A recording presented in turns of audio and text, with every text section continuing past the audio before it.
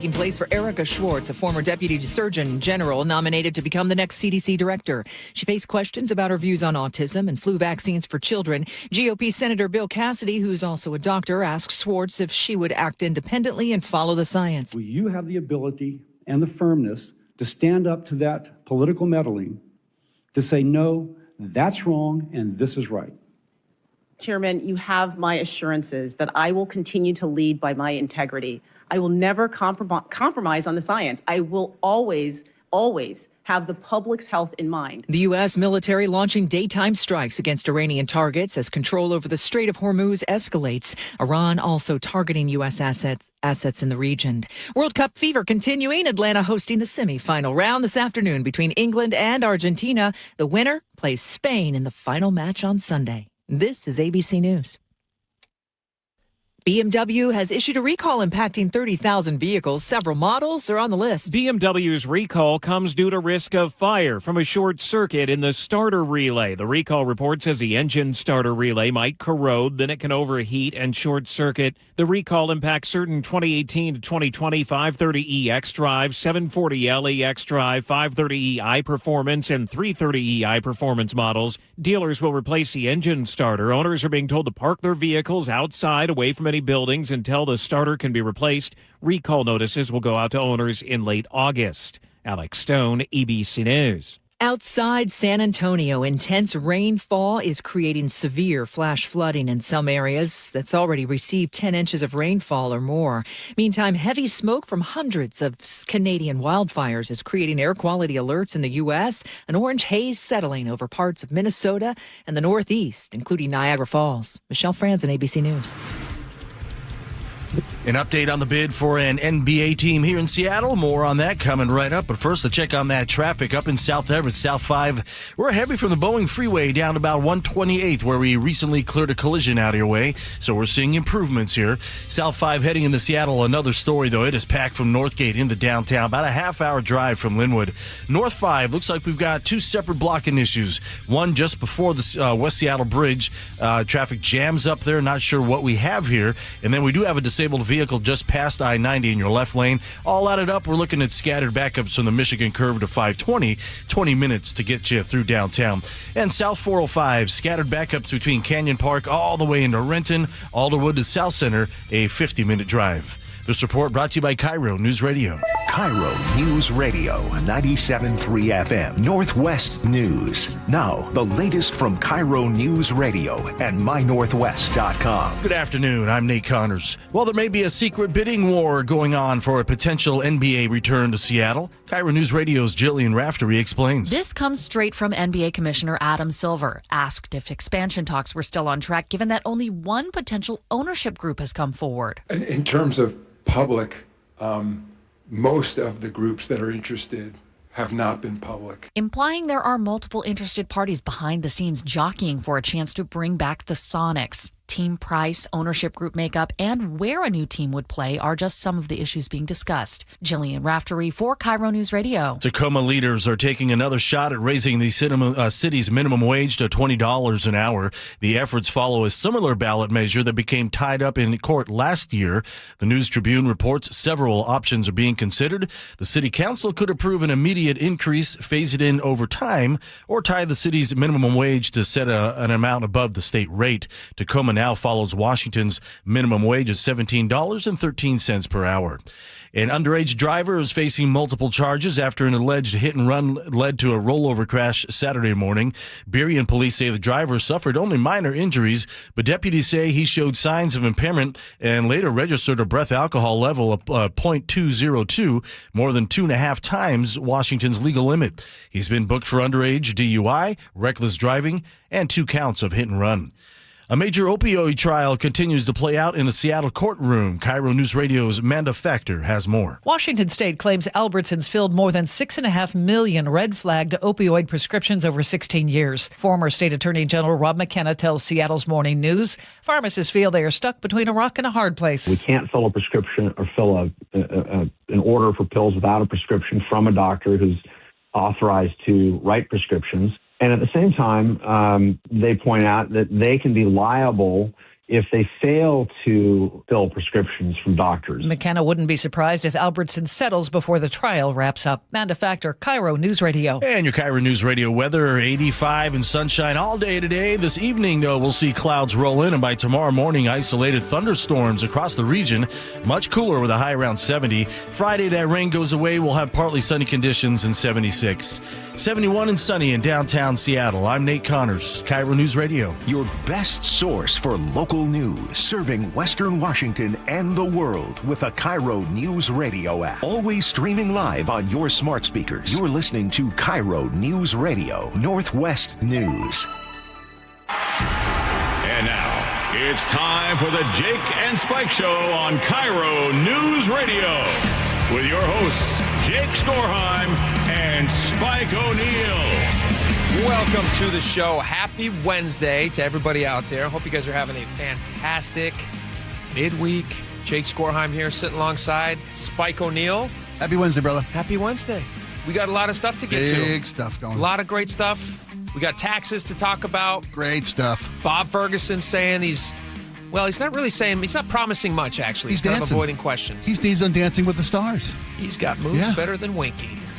We also have a question of the day that I am so excited about. We're going to get to in just a little bit. But first, we got to jump right out of the gate. You had something you were very excited to talk about in our pre-show meeting. You said, I got to tell you guys something before anything else happens. I got to tell you this. I feel kind of silly because I had a dream last night. And I'm not big on, interpreting dreams. I had a course one time at college when I was studying psychology about dream interpretation and all that stuff. Is this like a prophetic type of a thing? Do you want me to try to interpret it like in the Bible? Sure. Okay. Sure. Go ahead. Well, here's the deal. I had a dream. And then we'll get to real stuff because there's a lot of people out there who just rolled their eyes. I had a dream last night that I've never had before, but I've come to understand this morning. Was it a sexy dream? It was not a sexy dream. Okay. That a lot of people have already had this dream. I dreamed I could fly.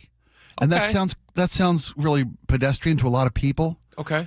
And I remember I have very vivid dreams. I remember my dreams pretty well. Mm-hmm. But in this dream, Please don't go away, audience. Please stay. Hey. Please stay and listen. We have Wait other a stuff. minute. If it's not interesting, we don't have to do it. No, this is I was making a joke. Okay, that's There's cool. a lot of Okay. people out there though that when they hear somebody talking about their dreams, they go, "Well, how Well, But I am interested in dreams that mean things. So go ahead. Okay. I've often heard about dreams where you can fly. Yeah. Right. But I've never had one in my life. Most of my dreams that I have recurring are me trying to get someplace or trying to run and not being able to cover any ground. I often have dreams where I'm trying to go from point A to point done B. that. Yeah. And I just, no matter what I do, Feels I can't. like you're running in I can't get quicksand. there. Yeah. Or I'm cutting through yards. I'm going through houses. I'm trying to get. I know where I'm going. 100%. I can't get there. And I know what those dreams mean. But you're flying. I had this flight dream last night, and literally, when it was happening, I was aware. That hey, man, this is a big thing. I can fly, and I could feel it in my gut. Was it euphoric? It was. Did you feel good? It was totally. It was like it was. It's interesting because I had this dream where I could fly, and I literally was flying above my house, going around my house, enjoying the experience, testing out the experience of flying. Right. Sure. I felt it. I mean, I could feel it in every part of my body, and I'm realizing, other people also were learning that they could do this, and over the course of this dream. It was more and more people said, hey, I can do this too. And they were also Everyone's trying flying. and they were learning they could do it. Mm-hmm. And then I was actually conscious of it in my dream. Well, if everybody can fly, it's And you going want to to walk. Well, no, I'm said like, this isn't it's special. It's going to become intrusive to everybody if there's people just flying willy-nilly all about the place. That's the argument against flying cars. We're not going to be able to have sometimes flight patterns. drones. Yeah. Drone same deal. proliferation. But I never had that dream before. I don't know what it means. I think it means that you're going to take a fun vacation soon, and you're very excited to fly, possibly. And nothing's planned. Well, so sometimes your subconscious knows, and before it knows. I do. Yeah. Maybe the audience can let us know what your dream means. Maybe we have somebody out there who's good at reading dreams. That's possible. But it's. I mean, I've had like when I have a dream, say that I can't get someplace, my feet aren't taking me where I want to go. I can't make any progress. I'm running in molasses. Do you find that means that there's something that's stagnant in your life that you can't move past, and so like you're thinking, okay, so it informs something real. But in those contexts, I'm not aware. Yeah. That I know why I'm having trouble. I know, but in this dream last night with the flying, I could feel how significant it was. Yeah. That this was a new something totally new for me. That you're flying. This ability to do this. Yeah. I wonder what it means. It could mean anything. I've never woken up so impacted by a dream before. And I've had some wild dreams. Here's what I'd like to do. I would like to pose this to our audience as a sub-question of the day. I do have a topic that I want to ask, a question of the day that's more news-related. Thank you. I'm glad you do. But I do think that this is a worthy topic because we never know. We might have some people out there who have insight into this. I'd love to know. I enjoyed it. 888-973-5476. I felt wonderful. It's funny. I felt when I had this dream and woke up from this dream. I've had dreams like that before where I enjoy them. Feel wonderful. Me too. But I felt like I felt like maybe something I had been worrying about was going to be okay. Was lifted off your shoulders. Yeah. I'll tell you what it must have been. Was it related to the income tax? It must have been. It must have been. Because that was our first topic. I know, and it's a big topic. Governor's out there. He's campaigning on this already. He's trying to against this. That he can fly. Well, he does, which is not going to happen. And he's trying to convince everyone that he can, and trying to convince everyone that everybody hates them. That's what he's trying. That's interesting. We're going to play this. He's standing in front of all these people. The repeal income tax initiative is in full swing now, even though it's not even officially been put on the ballot yet. But he is saying he had a public event. He had a rally. He had a public event. He had a rally. Cards printed. And when they print cards to hold behind the speaker, they're serious. Oh, they're real serious. Super serious. Your probably tax dollars went to print those cards, by the way. How do you feel about that? So he's in front of the no on I-645. Now, for anybody who wants to see an income tax in Washington State, vote no. For anybody who would like to see an income tax not happen in Washington State, vote yes on 645. Isn't that confusing to you? Is that just me? It is confusing. It's part of the reason why they made this an emergency clause. Yeah. Yes to repeal, no to maintain. Yes, correct. And it's part of the reason because the Attorney General's office gets to write what goes on the ballot, and they knew that in a initiative process, that's the last wall that people have to climb over is to understand what they're voting for, which can be misconstrued and can be made very confusing. Oftentimes deliberately confusing. Which is why they didn't want it to get to this point, which is why the emergency, it's one of the reasons they put the emergency clause in there so that it would arrive at this point. They also thought they knew better than the citizens of Washington. That's true. Right? Let's listen to Ferguson for a second. I'm going to play you a clip in just a second of Bob Ferguson, your governor, and he is asked point blank, how about new taxes? You going to do any new taxes? Are you going to set a floor in the millionaire's tax? All these different things. Easy answers that he could give if he wasn't going to do those things. But he refuses to say. The same way that Jamie Peterson refused to say he didn't want to tie the hands of future legislators. This is what Ferguson, I'm going to play you some of these clips. These are, folks, honestly, these are wild. These are wild to me. Here's Ferguson. He's in front of a bunch of supporters. Like you said, they all have the same printed red sign. That means they're serious. That means they're super serial. Yeah. Here he is. Look, Washingtonians are going to be facing an important choice in November regarding the future of the millionaire's tax.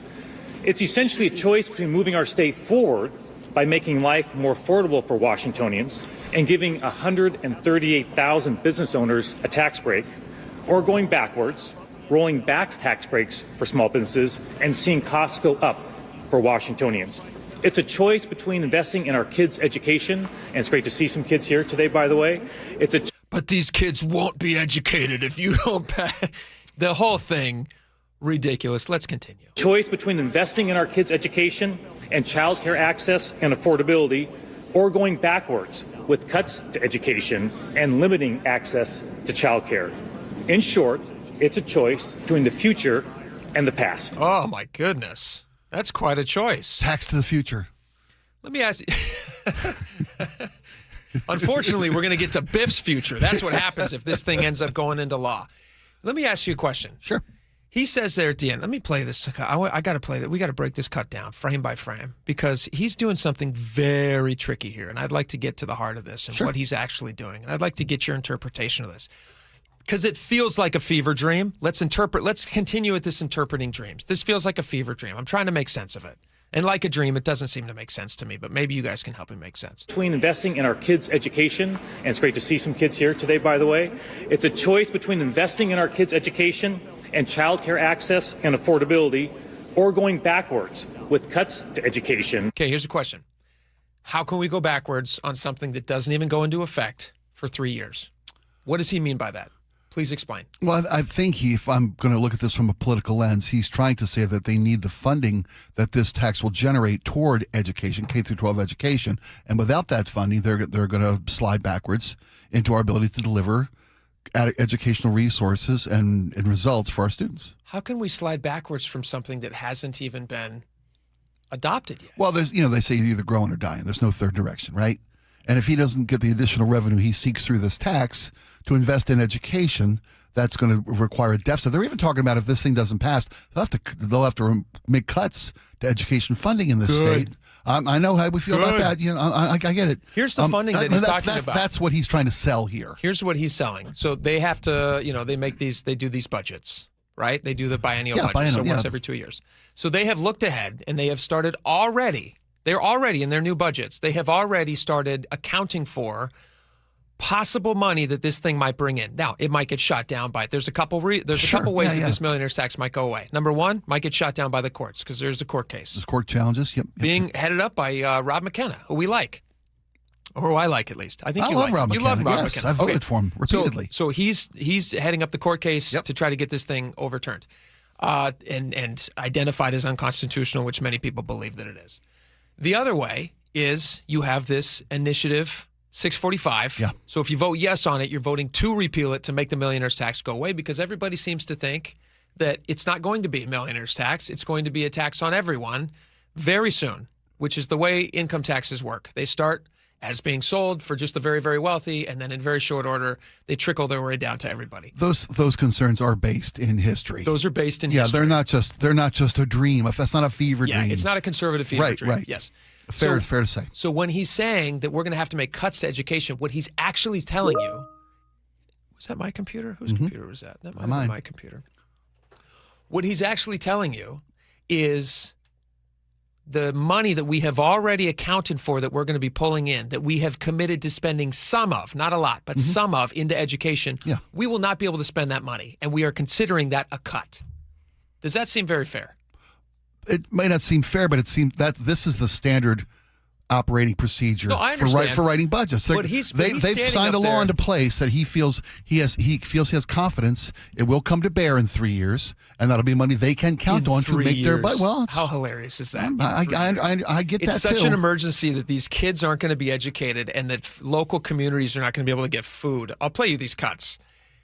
Look at these children, he says, that are here. They're not going to be educated unless this thing gets fully funded and we have all this money. But it's not going to go into effect till 2029. Like, we're not going to collect any money on this until 2029. Which is about the time those kids are getting ready for high school. Yeah. Exactly.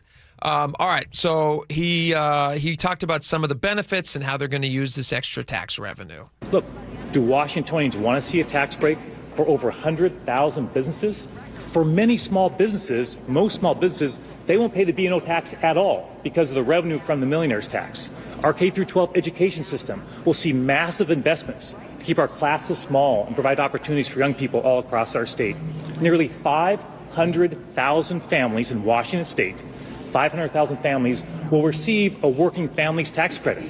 That's an annual check every year between $300 and $1,300 every single year to make life more affordable. If you're watching this press conference right now, you will benefit from this if you're a business owner. You will benefit from this if you're one of those 500,000 families. You will benefit from this if you have a kid who's in our education system. You will benefit from this in so many ways. Here's what I think is happening. I think Ferguson is scared. I think he's seeing the polling on this. We have a story here in just a second we can do. They have done polling. They did what was this? Jason highlighted this on Seattle Red. Signals. The Concerned Taxpayer Accountability Center did a poll. Yeah. They did a poll with, what was it, 800 people, 800 likely voters. Did you see this? Yeah. It was framed as a general state income tax because polling frames the question when they poll specific groups. Well, they also measured they also asked them specifically the Democratic side of the argument. They said, well, what about just on millionaires? And the numbers are virtually the same. People are not a fan of it. Like 3-1, they don't like it. Well, 2-1. 67% opposed it, 21% supported it. Okay, 2-1. And there were undecideds or unclears or unsures. The majority of people, though. 2-1, yeah. Yeah, 2-1. But there's also polling. There's supportive polling of this as well. Different groups, because the CTAC, the Center for did I get that right? Signal for the CTA, Concerned Taxpayers Accountability Center. They're a very conservative-leaning polling organization. They often work in conjunction with anti-tax legislation, and that's cool. That's who they are, and I get it. There's not a person out there who likes taxes. Well, unless you're crazy. There's a poll from DHM Research that says 61% of Washingtonians support this tax. I mean, that was in the PI earlier this year. There's different. Is the PI still a paper? I thought they went out of the business. Times. I'm sorry. I'm back in my fever dream. The Times did a. I was like, what is this? Where's that globe? My point being that Ferguson's seeing polls that show him that 60% of Washingtonians are in favor of this tax. So when he's up there, I don't know that he's scared as much as he's bullish? Delusional. I was going to say, in living in his little bubble of support for this tax. If he felt confident in it, I don't think he'd be out there making speeches in front of the most read cards you've ever seen in your life, the most read signs, basically having children up there. It's a code red, prop children up there, yeah. It feels to me like he is responding in a defensive way. He's trying to project confidence. Oh, he's trying to, yeah. But when you get 500,000 signatures to get this on the ballot, he should be concerned. He should be concerned. When they raise the kind of money that they have raised to fight this millionaire's tax, this income tax, he should be concerned. Here's the thing too. I'm going to play you a clip. A reporter asked him. He said, "Hey, listen. All right, let's say you get what you want, Ferguson. You're going to get your millionaire's tax. Mm-hmm. Let's say you get that. That means no more other new taxes, right? I mean, just last session you signed the most taxes that anybody had ever signed into the state. Here was his response to that.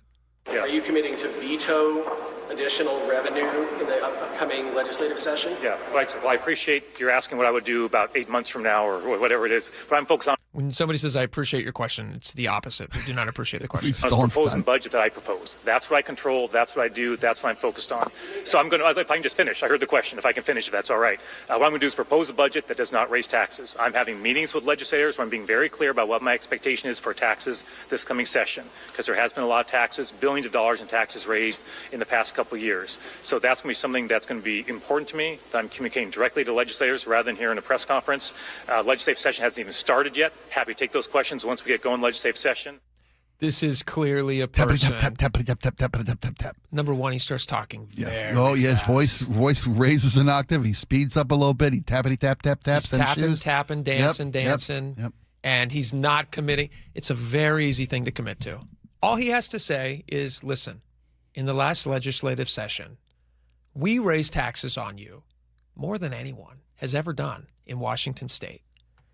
And I'm trying to get this stupid new, he wouldn't say stupid, these are my words. I'm trying to get this ridiculous, boneheaded, stupid millionaire's tax in, which we all know is going to become an income tax on everyone, pushed through, and we're fighting for it, which is why I'm standing before you here today.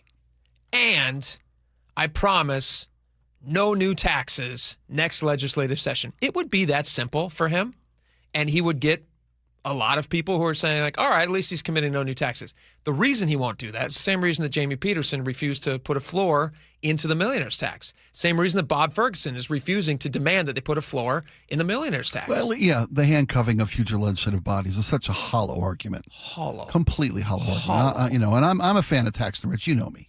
But practically speaking, if we were to actually play that out, I think you would not be. I mean, we've done this conversation many times, and we get to a point where you go it actually sounds kind of crazy. My concerns about this tax is that there is no floor. When you talk about polling people, you say to them, what happens if this tax then falls down to folks who are earning, say, $250,000 or even $100,000 a year? Support plummets. I mean, off a cliff. It's already not even $1 million. It's already $500,000. Yeah, per because combined, it's per household. It's combined household earning. Yeah. So it's $500,000 a couple. It could even be less than that, I guess, because it's $500,000 per person, $1 million a couple. Million a couple. Yeah, $1 million per household. So it's not a millionaire's tax, even already. They're calling it a millionaire's tax. It's already less than tax. Yeah. The whole thing is crazy. We got a lot more cuts on this. We didn't have time to get to everything. Do we have time to ask the question of the day? It's a great one. I want to ask the question of the day, and this is in relation to houses. Affordability. Washington ranks. Listen to this. Seattle and Tacoma are among the worst cities in America for first-time home buyers. According to Wallet Hub, Seattle ranks 204th, Tacoma ranks 190th out of 300. Everett, actually, I would assume Everett would have been way up there. Everett's 125. Not great. So my question to you guys, and what we're going to talk about at 1:30, What criteria are you using if you were buying your home for the first time? Like you have owned many homes. Yeah. I'm still in the first home that we ever bought. But as we look at other homes, like what criteria are you using when you look at the cities where you want to live? For first-time buyers, specifically. For first-time buyers, because that's what the that's what the studies are telling us about. Is it going to be just what you see on Zillow? Is it just walkability ratings? Is it school ratings? Are there other interesting criteria that you guys come up with? Right. That you would add into the equation? What's priority for you? Yeah, what's your priority when you're looking at your first house to buy? All right, hit us up at 888-973-5476. We got so much more. Oh my gosh, this will be so much fun. I told you not to listen to this. I haven't. Next segment, there's a candidate in Michigan who's running for Senate in Michigan. Okay. And she's giving a speech. I'm going to play you some audio from her. You're going to be very surprised by what I play you. Is it her Alabama accent? It's not the Alabama accent. Okay. You're going to love it. Okay. You're going to love it. All right, we'll play that next. Stick around.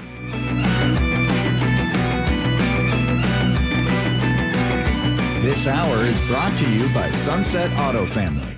KIRO News Radio, where you turn for the news you depend on. A political shakeup for Democrats that represent Seattle. Traffic. Right now, Auburn to Renton at 25 minutes. That's a good 10-minute delay. Conversation. 3 people on the floor can't cover 20 aisles of plexiglass. They're doing their best. It just doesn't work. And your Super Bowl champion Seahawks. And the party begins. Broadcasting live from the KIRO News Radio YouTube channel.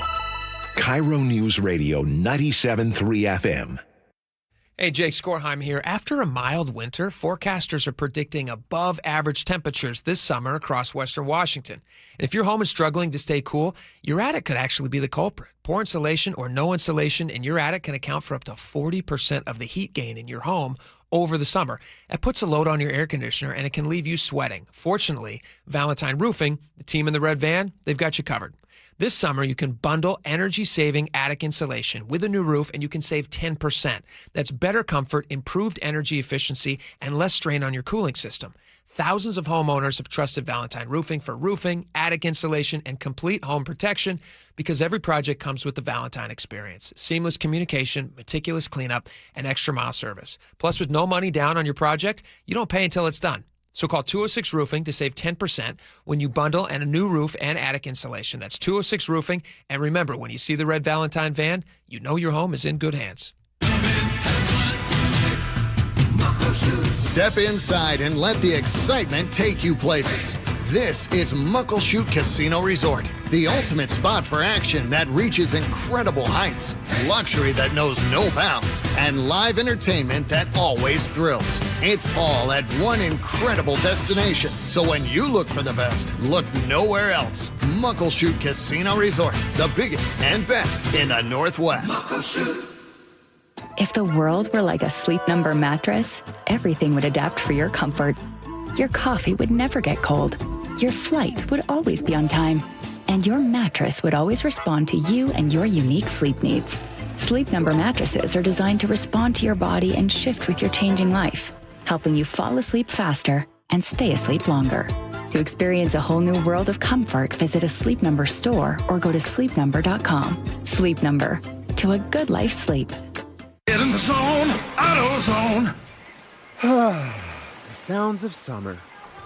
They're great until they're not. Luckily, AutoZone has free battery testing and charging Let me check that for you. to help make a rough moment smooth. Don't miss the Celebrate Free event at AutoZone. Free products with select deals until July 27th.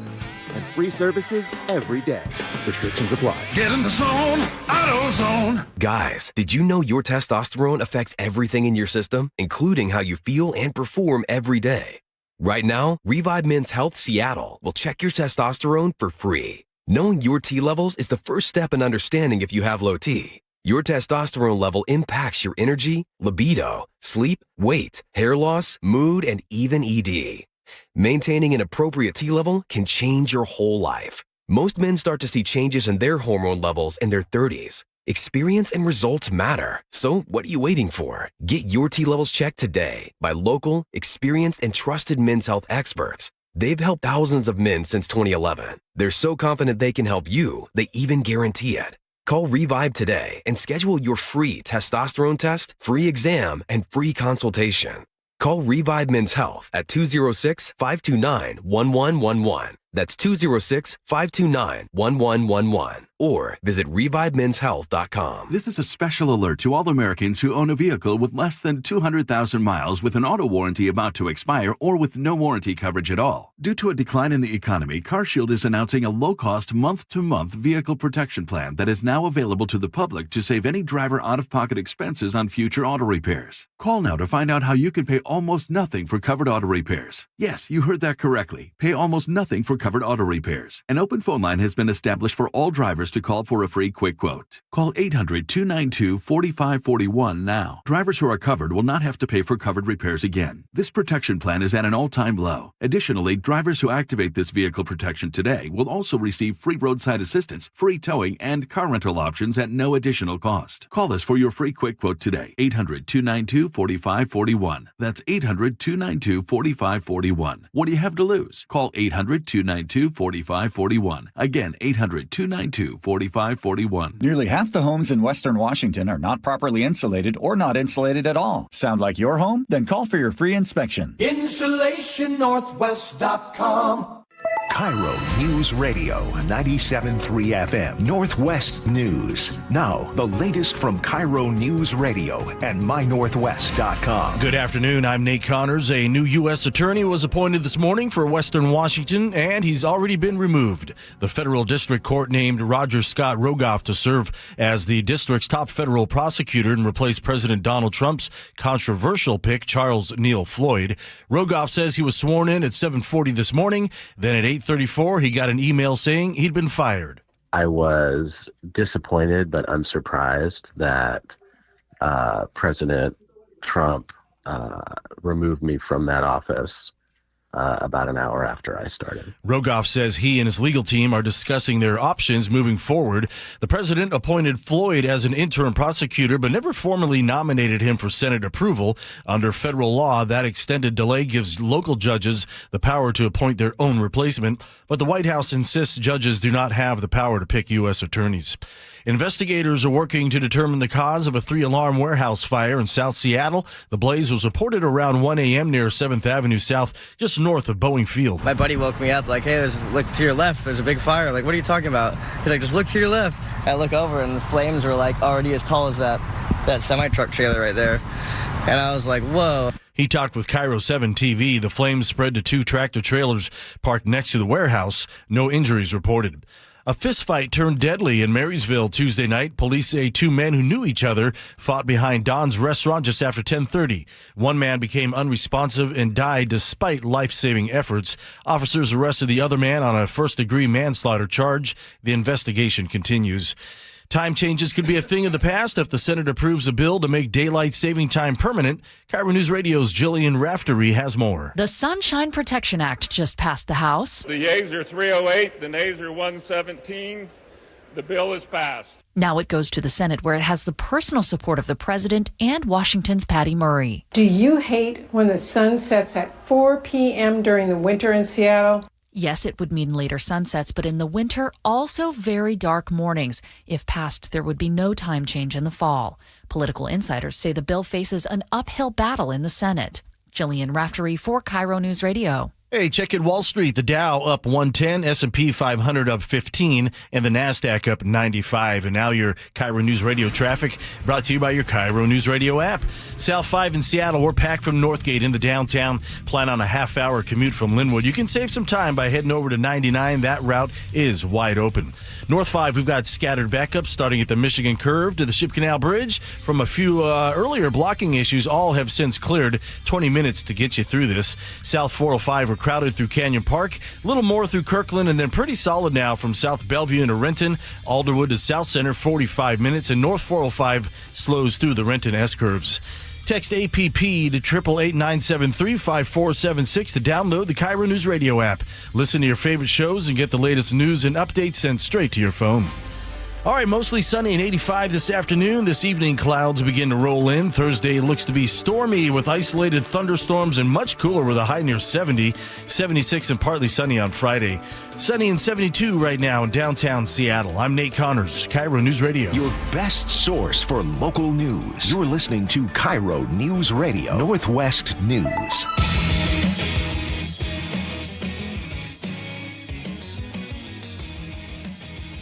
All right, welcome back to the show. Spike, let me ask you, you're pretty tuned in around the country. You're pretty, you know a lot about politics. We don't do a lot of national politics on the show. I try to stay abreast. We do stuff with like White House stuff sometimes, Yeah. but we don't do a when lot it of affects, like... When it affects our audience, we'll talk about stuff. Yeah, but you're pretty, you know a lot of stuff. I do try to keep up on things. Yeah. You could host a whole side podcast just talking national politics. Sure. You should. Thank you. You've got to, because you're entertaining about it. Thank you. I appreciate that. I hope to be. If you do informed and entertaining. May I suggest that you have some fun with this clip? Sure. When you start your new podcast, it hasn't started yet, but I'm suggesting you start. This is Representative Haley Stevens. Do you know the name? Sure, Michigan. Look at this guy. Have you ever heard her talk? I have not heard her speak. I know what she's about, what she's done, a little bit of her history. Perfect. All right. Before we hear her talk, because I do want to let the anticipation build for the audience. I had seen her on a few different things in a similar way that you have. I have seen a little bit about the Michigan Senate race, the guy she's running against. Yeah, she's running for state senator in Michigan, not a national seat, a state seat. State senator. No, you said it right. I just want to clear up for the audience. She was part of Obama's team that helped him when he did the auto industry bailouts. She's been in politics a long time. She's been a long time. She knows Although Michigan. She's fairly young. She doesn't look very old to me. She looks like she's probably only 40, I would say. Maybe early 40s. That's probably fair. I don't want to judge. It's hard to tell what Michiganders tend to age differently than other Americans. It's the long winters. It is. They tend to hibernate. It's harsh from an aesthetical standpoint. It is harsh. Yeah, it is. Arizona, she'd look like she's 17 in Arizona. There you go. Right? A Michigan 60 is in Arizona 17. You got to know these things about regional politics. This should be in your political podcast. Thank you. Okay, if you've never heard her speak before, I have not. Okay, so she was at a rally and. She was, and I was taken aback when I heard her because. I'll describe what I thought she sounded like until after you hear this clip. She's been serving the Michigan House of Reps since 2018. Okay, and she's seeking, again for our audience couldn't care less. She's seeking a state senate seat. She's trying to move up the food chain. I guess is my point. There you go. She's climbing the political ladder. Here you go. This is Haley Stevens. I am going to be working on our behalf. I am going to be telling the stories on our behalf. And you better believe I'm going to be doing it with a little bit of joy, a little bit of enthusiasm, a little bit of energy, and a little bit of stick it to them. Because that's the Michigan way. That's the Michigan way. That's it, man. Look at her. Us. A little bit of stick it to them. And you better believe I'm going to be doing it with a little bit of joy, a little bit of enthusiasm, a little bit of energy, and a little bit of stick it to them. She's pounding her fist with the stick it to them. Here's the thing. That's a Michigander. I saw some. It's a total Michigander. Oh, it's such a Michigander. I saw some. What was that? Something just dropped off the ceiling. That was her voice. I'm right. That's how powerful her voice is. It Fell brought down. down the acoustical treatments in this room. I saw somebody post. I thought this was so funny. I saw somebody post online. They said Michiganders looking for a new kind of politician, and then they had that thing, and then they said Haley Stevens, who basically sounds like a 1930s baseball coach. She sounds like someone. Doesn't she sound like a different era? She really does. And you better believe I'm going to be doing it with a little bit of joy, a little bit of enthusiasm, a little bit of energy, and a little bit of stick it to them. Wow. It's funny when I think about the political women that I've known in my life that have represented my home state in Maryland. We had a lady named Barbara Mikulski. Very similar energy, very similar vibe. Mikulski sounds like she might sound the kind like of voice that cuts through a room. Yeah. A kind of voice that demands attention, that annoys you, and scares you a little bit. You wouldn't mess with somebody who says a little bit of stick it to them. Hearing her side of the argument, considering her side of the argument. You want a spirited debate of opposing views. That's the cornerstone of a good democracy. Sure. This is the kind of lady that's going to let you know. Yes. This is. Now, I don't know much about Michigan, but I do know that this is a fairly common accent for somebody who's maybe spent their entire life living in Michigan. She sounds like an Upper Peninsula kind of a gal. Okay. I could be wrong. Yes. You know, kind of one of those people that, again, harsh winters, Yes. hunkering down. Yes. You know, talking to the guys, getting their attention. It will be. Probably done some ice fishing in her time. That's right. That's right. I'm sure she's done some ice fishing. Absolutely. I just thought you'd enjoy that clip.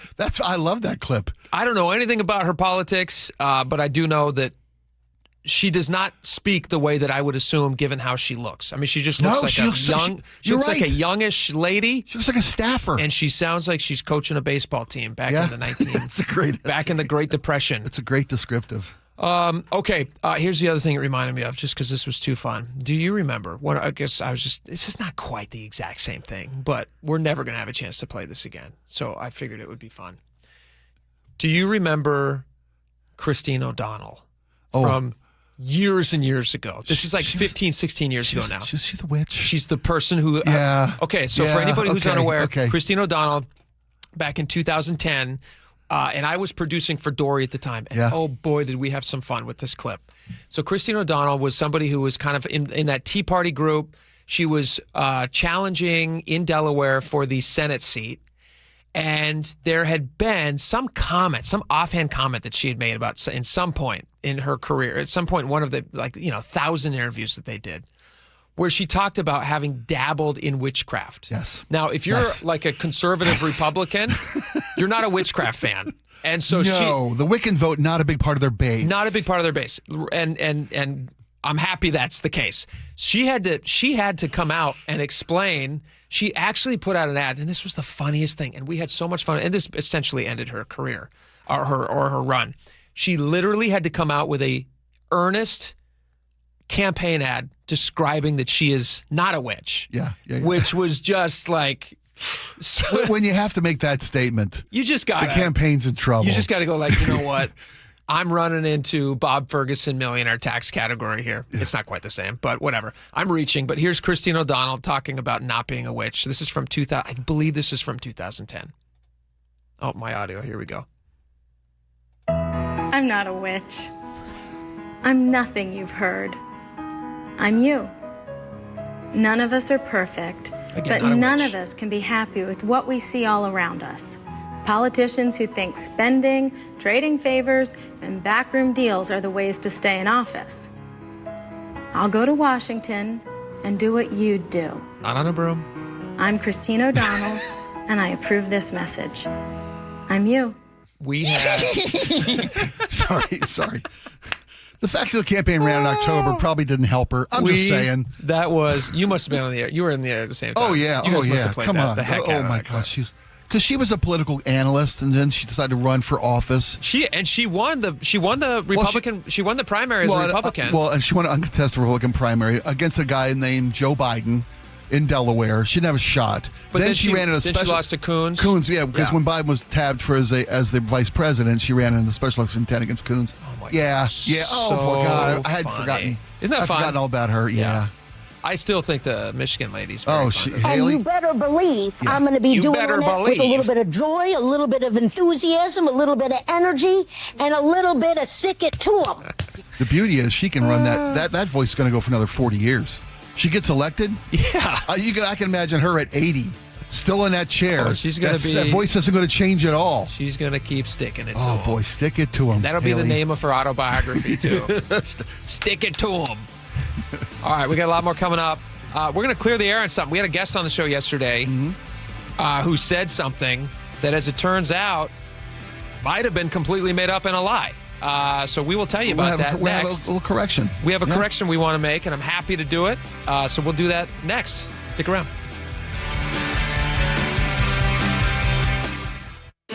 30 years ago, I wanted to be part of keeping the Seahawks in Seattle long term. 3 decades later, 12, they're bringing the trophy home. 2 Super Bowl championship banners hang in the stadium Paul Allen built. Now, a new era of stewardship begins. Most things that seem impossible become possible. And we welcome the Kosla family to Seattle.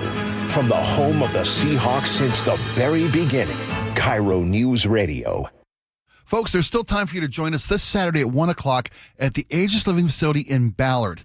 We're going to have a little bit of a cook-off. Ageless Living really takes great pride in the dining at their facilities all around the Northwest. And their president, Chef Dirk, It comes from a background of being a great cook, and I like to cook myself. So we're going to have a little competitive cook-off on Saturday.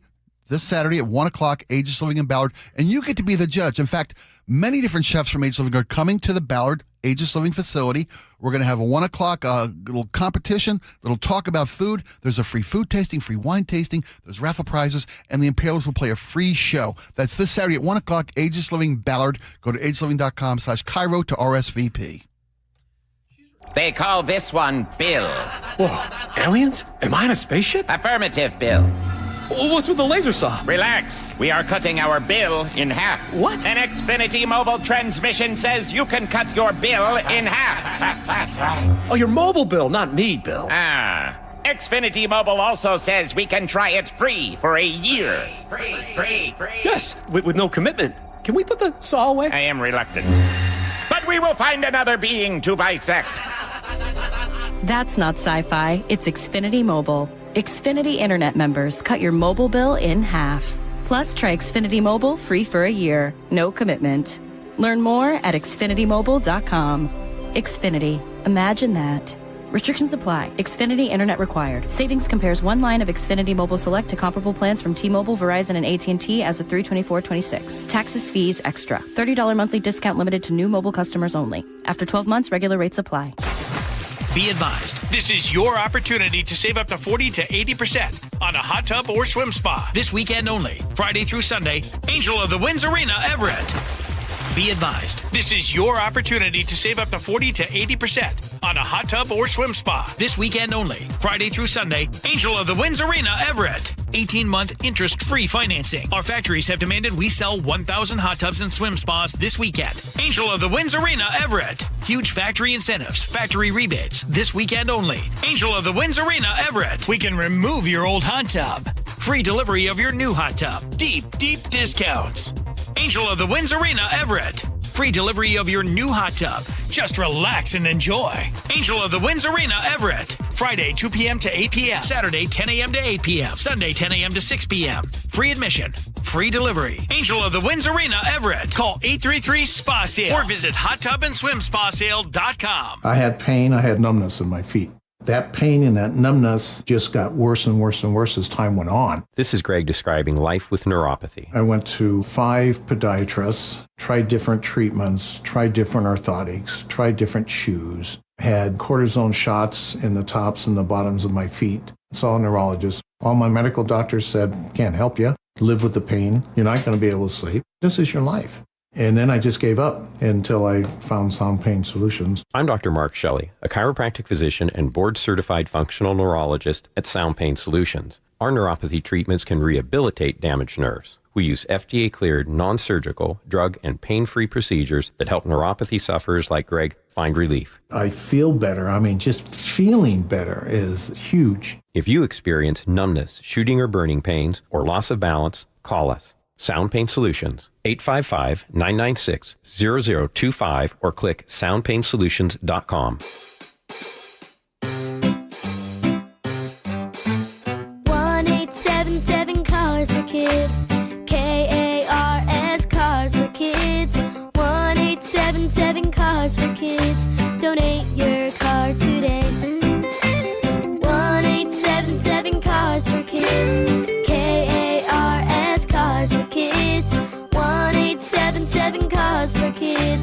Donate your car today. Ready to get rid of that old car? Donate it to Cars for Kids. Call 877 Cars for Kids to speak to a friendly live agent. Donation is super easy, and your car can be picked up as soon as tomorrow. Go to carsforkids.org now or call 877 Cars for Kids to donate your car today. 1-877 Cars for Kids. KARS Cars for Kids.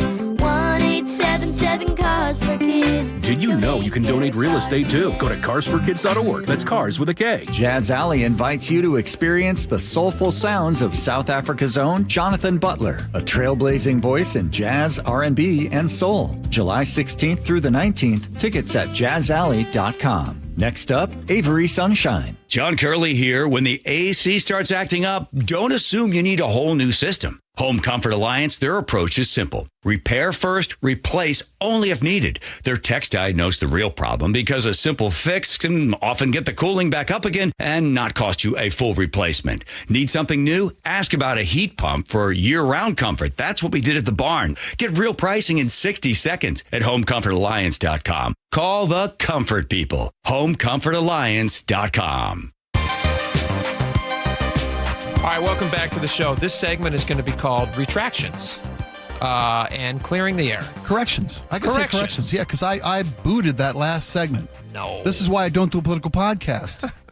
Okay? Okay, so what did I claim and what did you claim? Well, no, you said correctly that Haley Stevens was running for Senate. Now, And you better believe. Yeah. I was so scared and by her voice. Yes. I said that she was a state representative for Michigan, running for Michigan State Senate. She's not. She's serving in the current U.S. House of Representatives, running for the U.S. Senate. So Jake was right. Jake was right, yeah. Save that as a drop, please. Yeah, Jake was right again. Let me Jake say was that. right again. Jake was right again. You better believe it. Yeah, she's been representing Michigan in the U.S. House, and now she's seeking a Senate seat. There you go. All right. Here's another correction. We had a guest on the show yesterday. She is an endorsed by, this is a really interesting side thing. We never even got to this weird part of the story.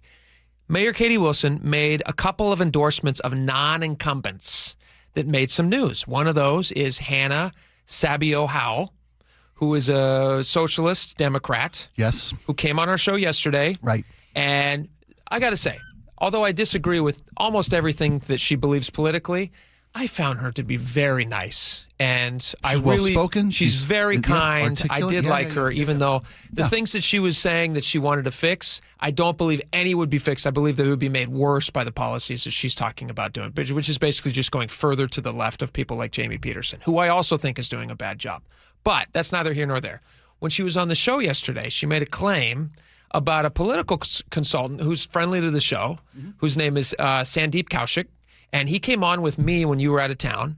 And I heard the segment, yeah. And he had said comments about her candidacy. Yes. And Mayor Wilson's endorsement of her. Well, what I asked him on the show is I said, hey, tell me, what is this going to do locally in politics? And he goes, well, he basically said, like, this is kind of a high-risk move for Katie Wilson to make an endorsement of somebody who's not part of the established Democratic, hierarchy. Right. And instead kind of go towards this ultra-progressive, candidate like Sabio Howell. And so that's all he said. He wasn't saying anything about her personally. He said, No, it was talking about the risk the mayor was taking. It's a risky bet. He said, yes, because he goes, at some point down the road, Mayor Wilson is probably going to want support from local lawmakers statewide, even, statewide lawmakers when she's up for re-election, endorsements and things like that. But who knows? So this is what Hannah Sabio Howell said on our show yesterday about Sandeep, who is a political consultant. And so we're going to play what she said, and then we're going to clear the air. And this is actually part of why I was excited to get to come on and talk to you. Is one of the things I wanted to raise is that the consultant that you spoke to, Sandeep Kaushik, is someone who is paid by Senator Peterson to use some of these establishment talking points that Democrats have delivered, and Senator Peterson is one of those.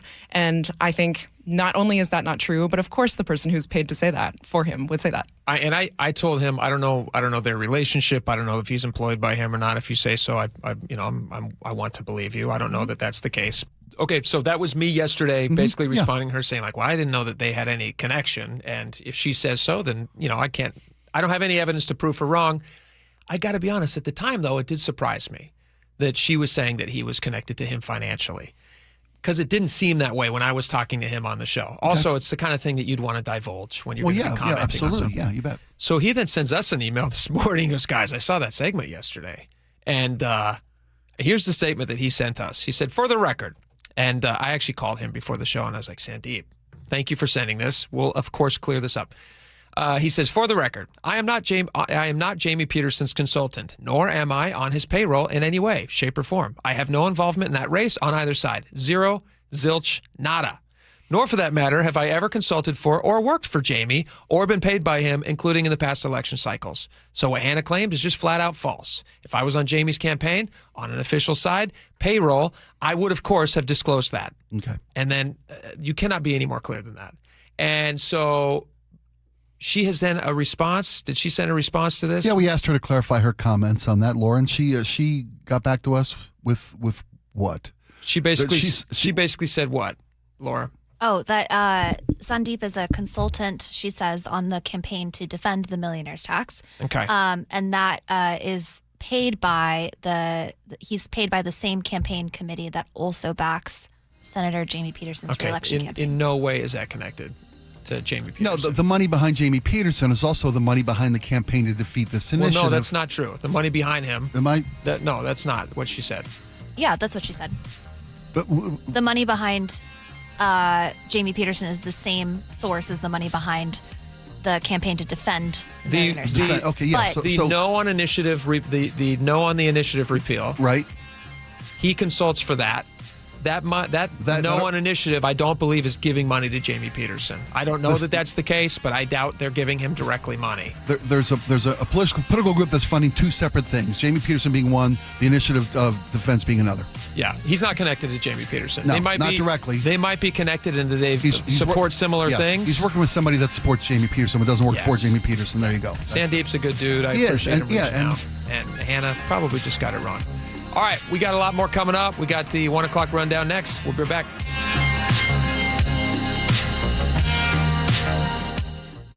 KIRO News Radio, where you turn for the news you depend on. A political shakeup for Democrats that represent Seattle. Traffic. Right now, Auburn to Renton at 25 minutes. That's a good 10-minute delay. Conversation. 3 people on the floor can't cover 20 aisles of plexiglass. They're doing their best. It just doesn't work. And your Super Bowl champion Seahawks. And the party begins. Broadcasting live from the KIRO News Radio YouTube channel. KIRO News Radio 97.3 FM. Progressive presents the Museum of You. We begin our tour with a unique piece, a relic from the early big screen television era. Remarkable. Next, we find a juicer, which historians believe has only ever been used once. And finally, compact discs from the emo era. A rare find indeed. Some things should be history, but until then, you could protect what's important to you and save by bundling your auto insurance with a renter's policy from Progressive. Progressive Casualty Insurance Company affiliates and other insurers. Not available in all states or situations. This is the story of the one. As a maintenance engineer at a beverage manufacturing plant, he starts his day knowing every line is ready to run because Grainger delivers the industrial-grade products he needs to keep mixers, conveyors, and packaging equipment moving. With Grainger's vast selection of bearings, belts, and motors, he keeps operations running smoothly, so nothing grinds to a halt. Call 1-800-GRAINGER, click Grainger.com, or just stop by. Grainger, for the ones who get it done. Do you get sinus infections, congestion, sinus pressure and pain, sinus headaches? You've gone to the doctor. You visit urgent care over and over again. And it's always the same thing, right? Oh, I know. Let's try antibiotics and some nasal sprays. But they just keep coming back. You may suffer with chronic sinus infections. The good news? Relief is possible. How? A minimally invasive procedure called the Sinusoft procedure, available only at the Modern Nose Clinic. Imagine a procedure so delicate there are no narcotics. Less cutting means less bleeding, so no packing, and no operating room. The Sinusoft procedure is designed for the clinic. If you suffer with chronic sinus infections, facial pain, pressure, and congestion, find out if the Sinusoft procedure, available only at the Modern Nose Clinic, is the solution for you. Call and set an appointment today. 206-388-2770. 206-388-2770. That's 206-388-2770. I like it hot. Beg your pardon? Can you make it hot for me, Dan? I think so. Half heated ain't hot enough. No. That's why I called you. Apollo Plumbing. Yeah, my sorry old water heater. Oh. Ain't getting me the hots anymore. You want hot water. That's what I said. That's what we do at Apollo Plumbing. And you're ready? Right now. When can you? How about today? Same day? We'll have you in hot water tonight. Clever. How about an upgrade? A tankless water heater would mean endless hot water. Now you're cooking. That's just for starters. Starters? How about we make it a worry-free water heater? Worry-free? Wrenchie's worry-free warranty. Which covers? Repair, service, all included. And when it wears out? Apollo replaces it. No extra charge? Nothing. Nil? Nada. As an Apollo A-list member, you're covered. And payments? To fit your budget with approved credit, of course. And I'm hot again. Worry-free. That's for me. We're on our way. Thanks for making it hot. We're ApolloPlumbing.com. If you have unfiled taxes or are in debt to the IRS, this is important news. Did you know the IRS has programs specifically designed to help people struggling with tax debt? Powerful tax assistance programs that can save you thousands if you qualify. No one knows these programs better than the experts at Optima Tax Relief, America's most trusted tax resolution firm, A-rated by the Better Business Bureau. Their award-winning tax attorneys and licensed professionals have resolved over $3 billion of tax debt for their clients. One call to Optima can start the process, helping to put an end to your worries about wage garnishment, asset seizure, and other aggressive IRS actions. Find the best options to solve your tax problems. Call the experts at Optima Tax Relief today for a free consultation. Call 800-343-6460. 800-343-6460. 800-343-6460. Optima Tax Relief. Some restrictions apply. For complete details, please visit OptimaTaxRelief.com. A riddle brought to you by Progressive Insurance. What do your home and auto have in common? Progressive protects them both. It was an easy riddle. Learn more at Progressive.com. KIRO FM and HD1 Tacoma, Seattle.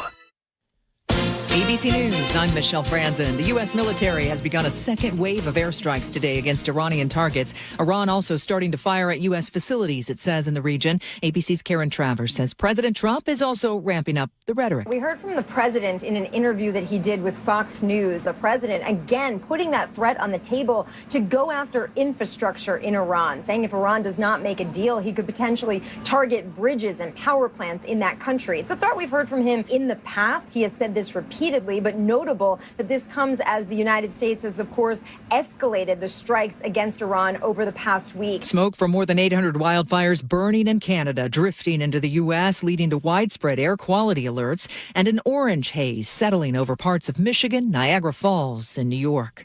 In the Southwest, torrential rain is the concern in parts of central Texas.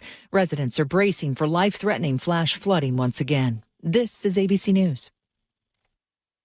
In San Francisco, the search for missing boaters continues after the vessel began sinking near Alcatraz yesterday. The search remains ongoing for 3 victims on board who went missing when the boat capsized. Why the boat took on water remains unclear today. It was a cabin cruiser type boat near Alcatraz. San Francisco Fire Chief Dean Crispin. Our understanding was there was some kind of memorial service that they were engaging in. That's why they were using this particular vessel. They were hit by a wave or took on water, and the boat capsized. 1 victim died shortly after being found. 20 in total were on the boat. The effort now is to find the missing. Alex Stone, ABC News. A 67-million-year-old T-Rex fossil just sold for $50.1 million. It makes it the most valuable dinosaur ever sold at auction. The 12-foot-tall, 38-foot-long fossil is one of the largest ever unearthed. I'm Michelle Franzen, ABC News. A new poll on the new income tax here in Seattle just came out. Details coming up. But first, a check on your KIRO News Radio traffic. Brought to you by Harborstone Credit Union. Here in Seattle, South 5 remains heavy from Northgate in the downtown. Still about a half hour from Linwood in the downtown. Again, you can save a few minutes by heading over to 99. State Route 99 is wide open in both directions through Seattle. North 5, scattered backups before the West Seattle Bridge now up to the Ship Canal. Still taking you about 20 minutes to get through downtown. South 405, crowded from South Bellevue into Renton. 20 minutes to make this trip. And North 405 showing signs of improving through the Renton S-curves, but we're still slow. Earn up to $30 per month just for using your Harborstone PNW Cashback debit card. Open your free checking account online today at harborstone.com/cash. KIRO News Radio 97.3 FM Northwest News. Now, the latest from KIRO News Radio and mynorthwest.com. Good afternoon. I'm Nate Connors. A new poll obtained by the Jason Rantz Show on Seattle Red suggests Washington's new income tax could face an uphill battle with voters this fall. The Signal survey of 800 likely general election voters found more than 3-to-1 opposition to the tax. The poll also found a majority of respondents believe the tax could eventually expand beyond million-dollar households. Another poll says something completely different. The GBAO survey has 58% of voters saying they would reject the initiative, with just 38% in support of overturning the new law. The income tax, signed into law earlier this year, is being challenged in court, and voters are expected to decide whether to repeal it in November. Car thefts continue to fall in King County. The sheriff's office says stolen vehicle reports are down 62% from this time last year.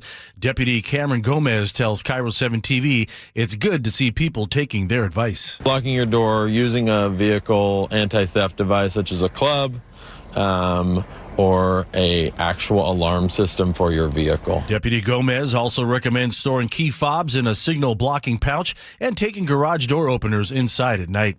Washington's unemployment rate held steady at 5.2% in June for the third month in a row. The Employment Security Department reports the state added 5,400 jobs, led by gains in hospitality, healthcare, and education. Unemployment claims also fell by more than 4,000 compared to May. Speaker after speaker at Seattle City Council hearing today backed the city's temporary moratorium on data centers. New data centers built in South Seattle and Tukwila will expose our neighbors to heat islands and an increased air, water, noise, and light pollution, causing significant risk to their health. Ultimately, I feel the only way we can protect our communities and meet our state's climate goals is to ban data centers entirely. During this work plan process, we should be open to the possibility that large data centers simply aren't aligned with our climate goals and don't have community benefits that outweigh their enormous resource use. No decision came out of the meeting. The hearing is part of the city's work on what comes after the current one-year moratorium. Staff will develop policy options before the council decides whether to renew the moratorium, adopt permanent regulations, or prohibit new AI data centers altogether. Let's check out that KIRO News Radio weather. One more hot and sunny day before we see a big change. 85 this afternoon, 70 with isolated thunderstorms Thursday, and then Friday partly sunny and 76, 78 Saturday, 81 Sunday. Sunny and 75 right now in downtown Seattle. I'm Nate Connors, KIRO News Radio. Your best source for local news, serving Western Washington and the world with the KIRO News Radio app. Always streaming live on your smart speakers. You're listening to KIRO News Radio, Northwest News. And now, it's time for the Jake and Spike Show on KIRO News Radio. With your hosts, Jake Skorheim and Spike O'Neill. Welcome back to the show. 1 hour down, 2 hours to go. Lots of great stuff to get to. In a half hour, I'm putting the call out to you guys right now. I want your responses to this. We have a question of the day we start the show with every day. Today, it's a really interesting one because there's a new ranking out. We're going to get to the 1 o'clock rundown in just a second. But there's a new national ranking out, and Seattle and Tacoma, actually a bunch of Pacific Northwest cities, are fairly low ranked. Lower than I would have thought, actually. Seattle is no surprise to me, but some of the other cities I'm surprised by. For first-time home buyers. Right. They looked at 300 different cities, and Seattle ranks 204th best for first-time home buyers, so bottom 300, bottom 200. That's not good. Tacoma ranks 190th. I would have thought Tacoma had been way higher than Seattle. Well, same state.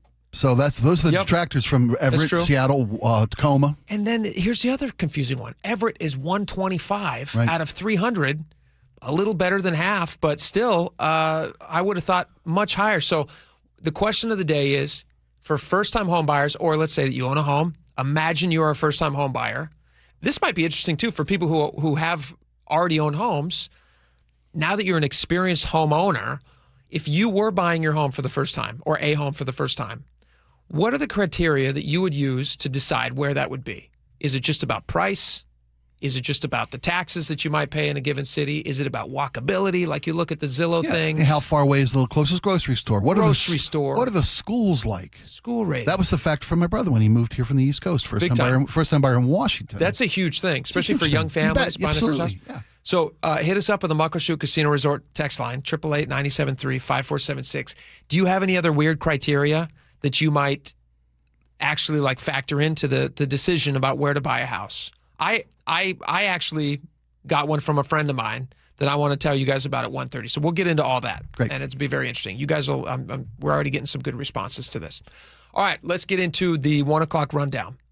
This is where we do the top stories, coast to coast. We pick three, the top 3 stories that people are clicking on. The number one story in the nation, it's not controversial. I guess it could be considered controversial, but it seems like a pretty vanilla story. Daylight savings time. House passes a daylight savings bill. It will now go to the Senate. Whether or not they pass it and move it up to the president, The Sunshine Protection Act. The Sunshine. They can name things, can't they? Yeah. They can really hang a name on a 100%, bill. yeah. The Sunshine Protection Act. The Anti-Darkness of the Night Act.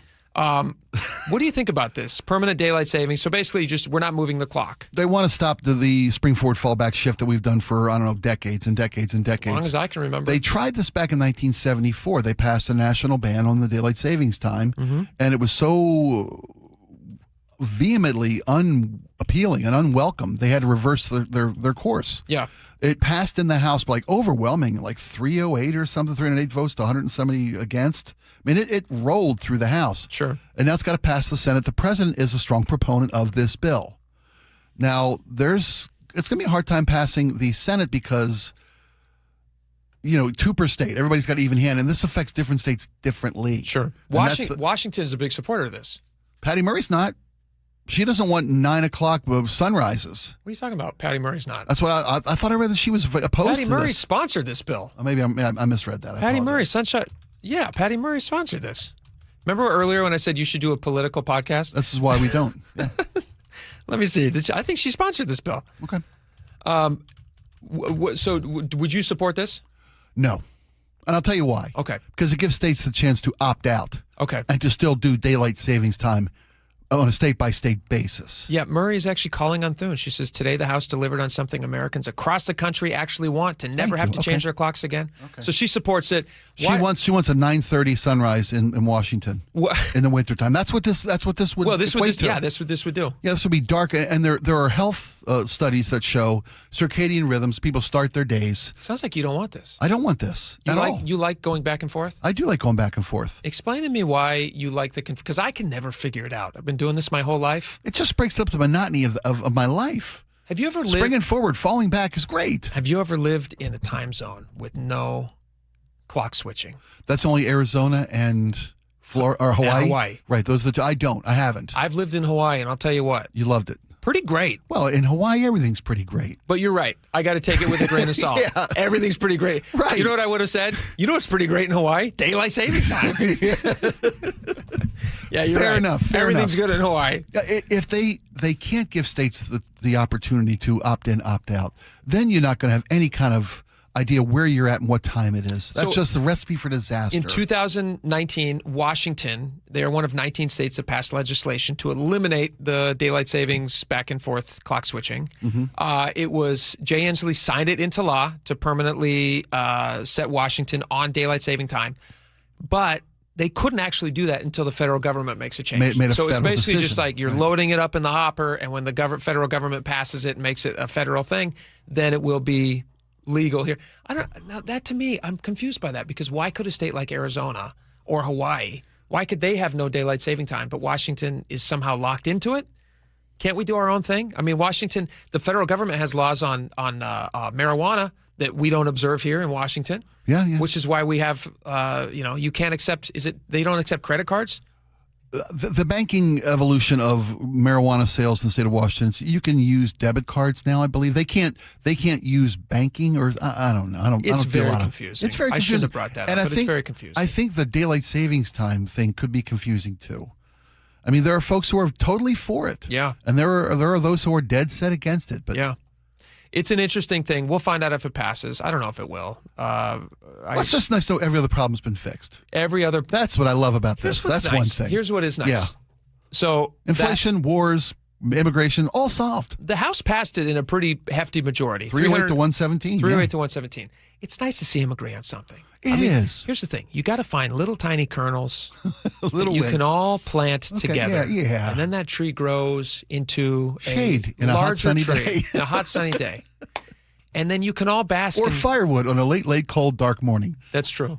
Either way, we win. That's true. Do you know the origin of daylight saving time? It was for farming, wasn't it? It was agriculturally based. The very first, that might have been in America why they first started using it, but the very first usage of it was actually in Germany in World War I. This is according to my very brief internet research.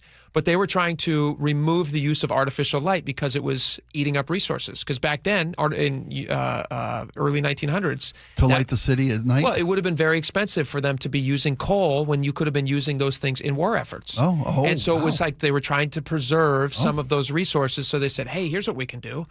We need the manufacturing to stay online because we need to produce, bullets and planes and whatever they were using. Probably not planes back then. Yeah, World War I, sure they had planes. Yeah.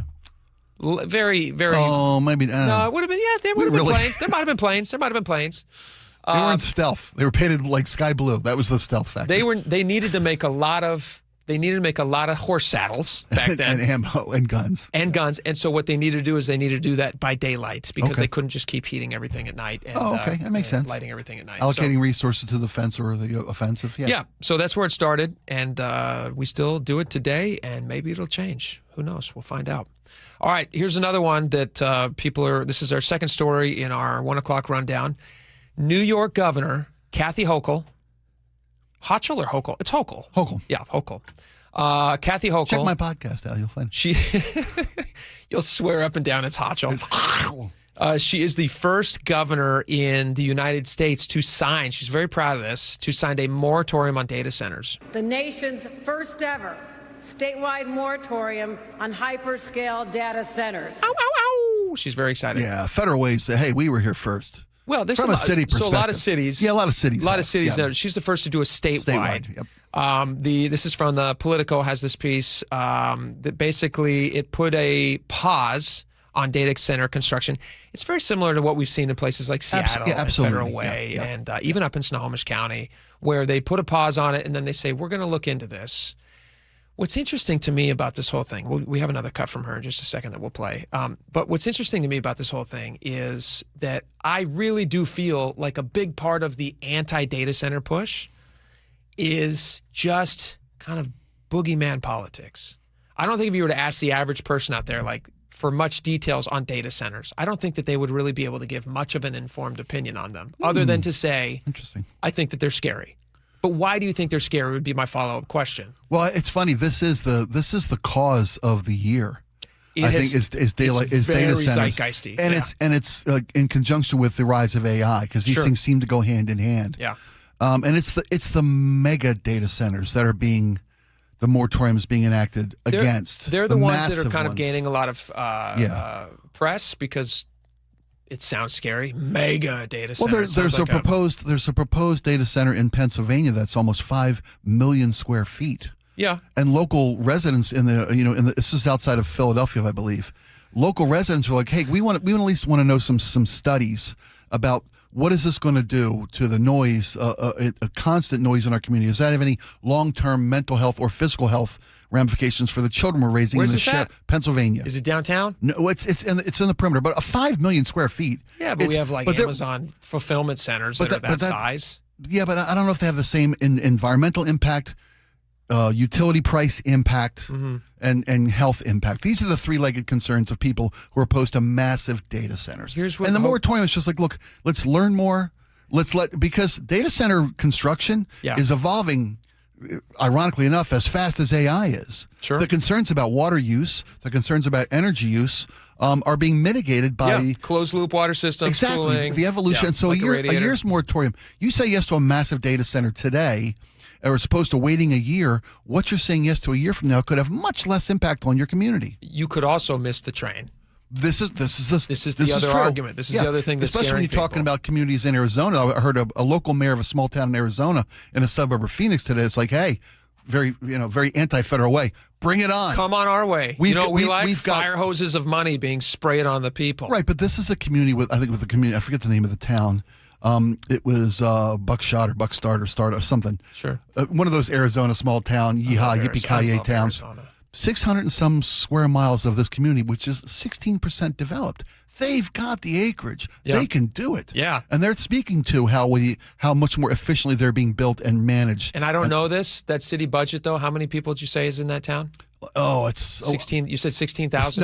No, 16% of their community is developed. Oh, got it. 85%, 84% of the community is wide open desert spaces. Nothing. Yeah. Okay. They're the kind of community. So they have probably very little money coming in by way of taxes. No, this is the and promised this would be land for hey, them. what if we gave you an extra $1 billion a year? The problem is that the data centers and the functions that they deliver, the product they deliver, which is everything that you do. Yeah, and oftentimes there's a proximity issue.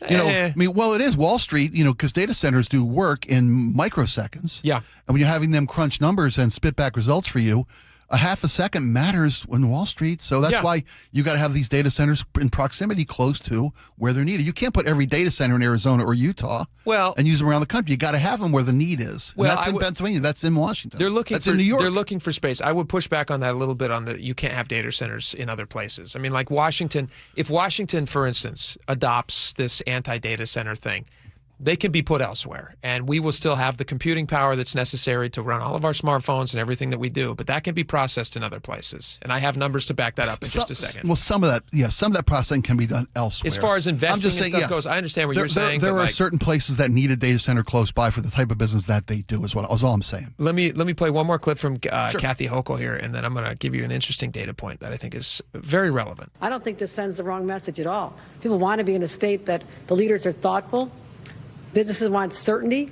I'm giving them certainty so they know the rules of the road here, but also New Yorkers want to be protected. All right, so New Yorkers want to be protected. One of the things that they're talking about is they say, like, oh, these energy prices are going to go crazy. If we have data centers in New York, we're going to price you guys out.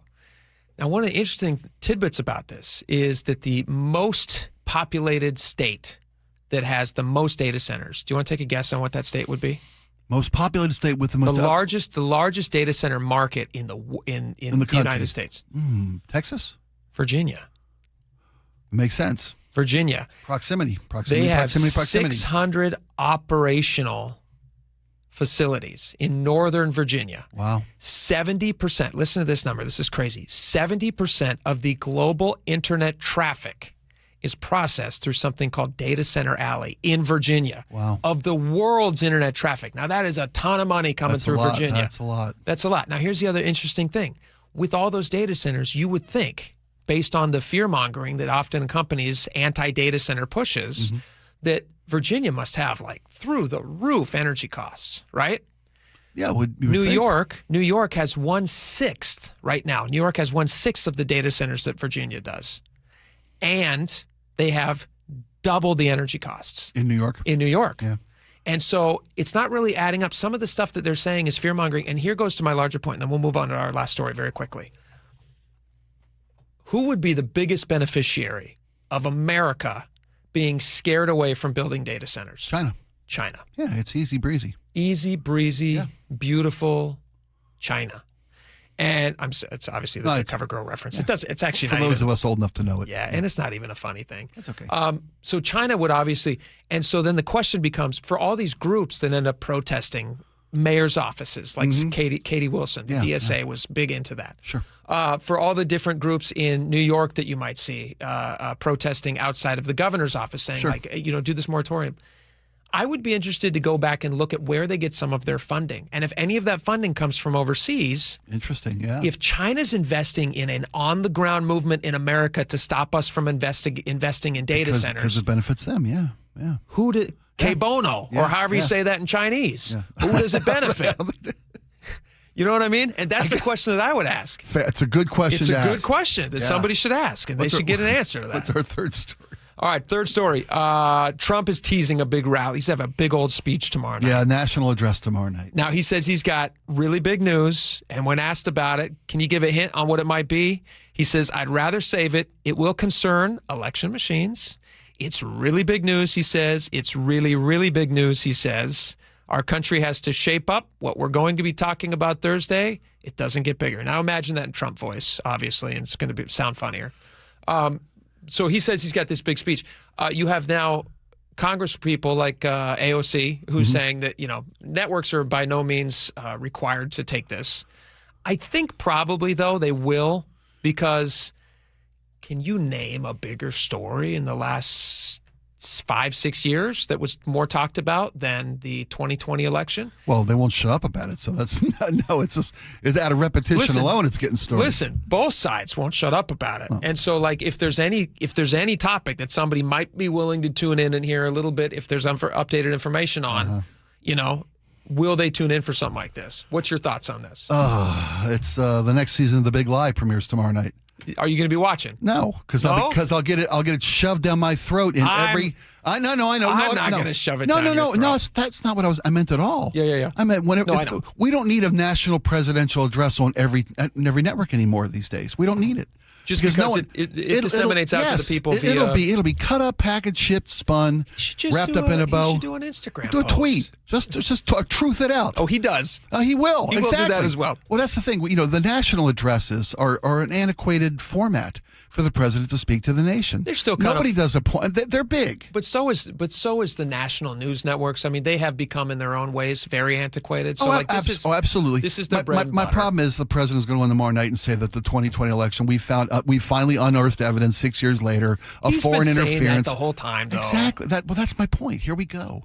Here we go again. Yeah. And I think this is all in service of undermining confidence in our electoral process, where all evidence has shown a lack of evidence that there's really no need for this fear mongering. So don't look. It's not beneficial to the overall country or the political health of the country or the information sphere. I'm interested. I'm interested. Yeah, like car wrecks too. I'm not rooting for them. I do like to make sure that everything, like locally here, the investigations into whether or not that they are fraudulently spending money for daycare centers and things like that. Oh yeah, of course. Yeah. They've just shut it down, saying like it's not happening here. We're not interested in talking about it. I'm no fan of nothing to see here. I'm not a fan of that. I am. If there is smoke and there's fire, I'm interested. So we'll watch it. We'll see what he has to say. I'm interested. Sure we'll dissect it tomorrow. And or Friday. Yeah. We got your question of the day. When we come back, we got a lot of great responses. Send them. We'll read them. That's coming up next. We'll be right back.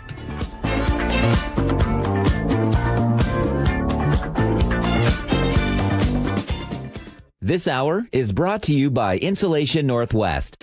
30 years ago, I wanted to be part of keeping the Seahawks in Seattle long term. 3 decades later, 12, they're bringing the trophy home. 2 Super Bowl championship banners hang in the stadium Paul Allen built. Now, a new era of stewardship begins. Most things that seem impossible become possible. And we welcome the Kosla family to Seattle.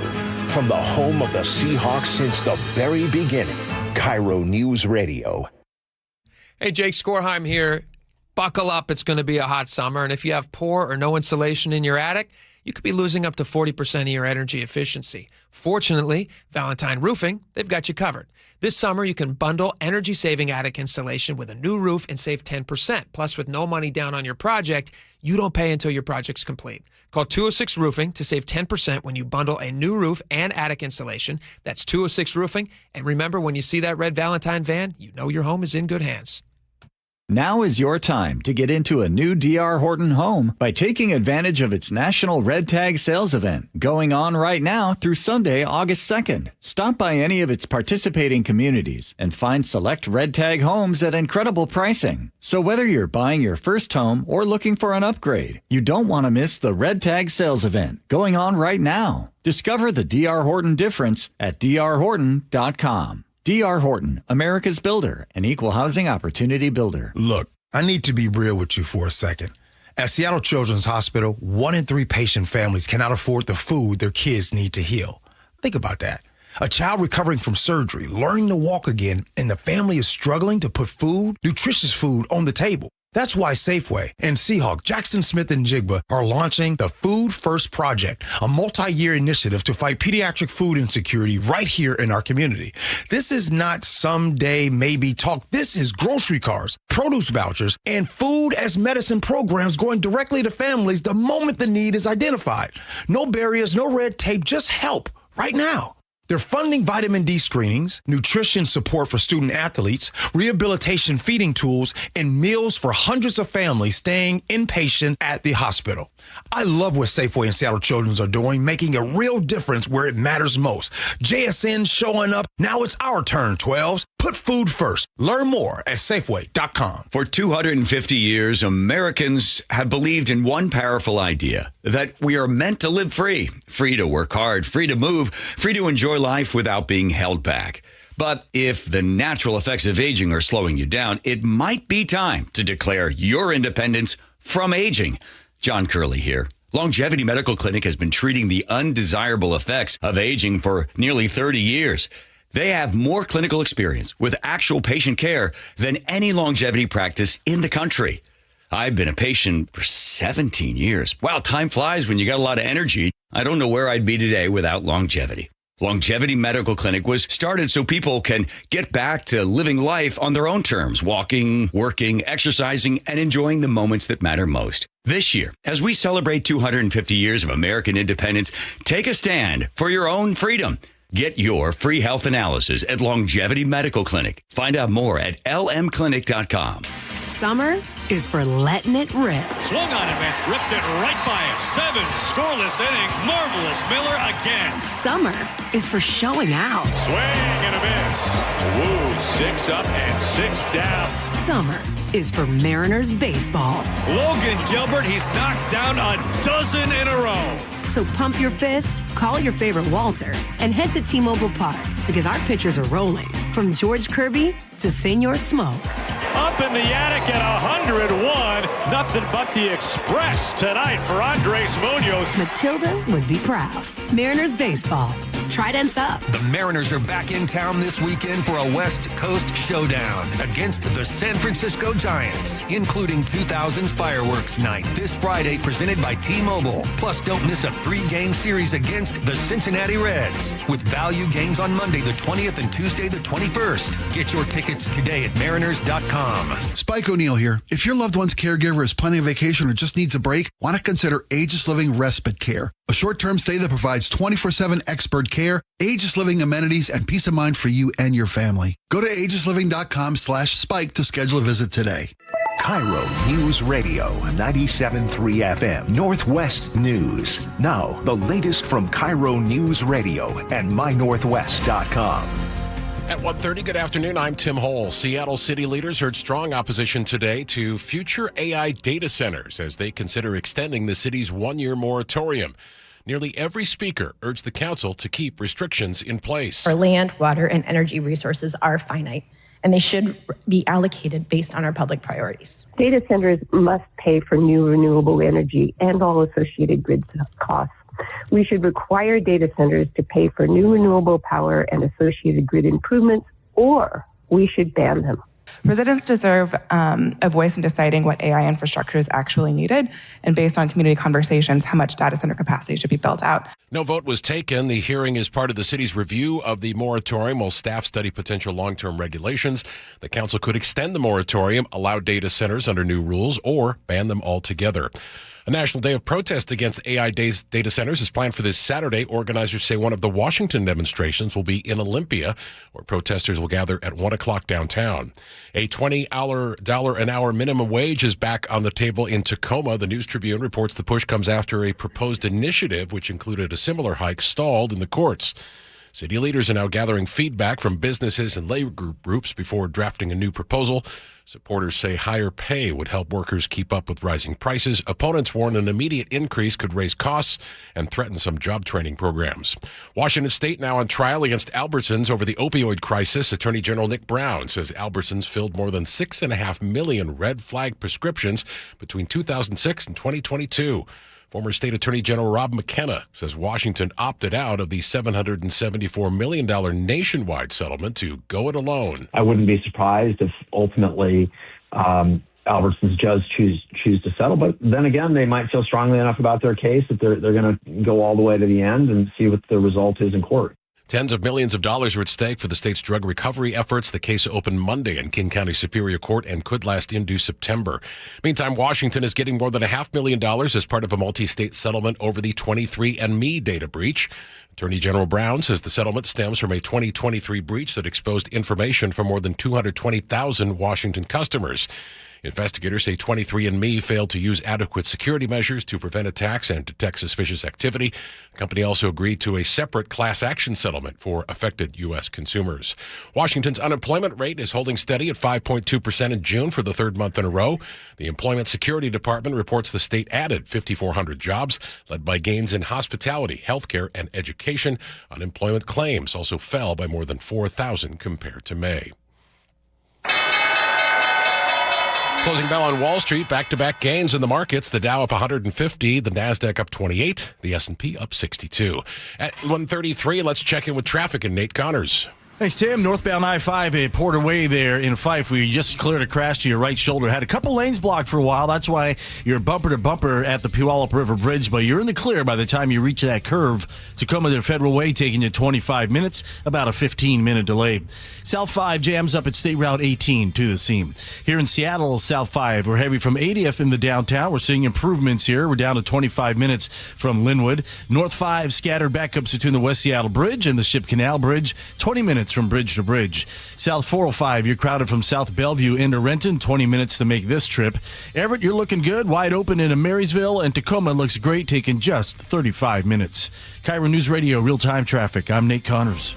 Your forecast, sunshine, few clouds, 84 for the high today. Cloudy tonight, 58. Clouds move in again tomorrow with occasional showers and a high of 70. Friday, a few clouds in the morning. Otherwise, the sun returns with a high of 76. Saturday and Sunday right now look partly to mostly sunny with highs in the upper 70s to low 80s. 77 right now in Seattle. I'm Tim Hull, KIRO News Radio. Your best source for local news. You're listening to KIRO News Radio, Northwest News. All right, welcome back to the show. Lots of stuff to get to.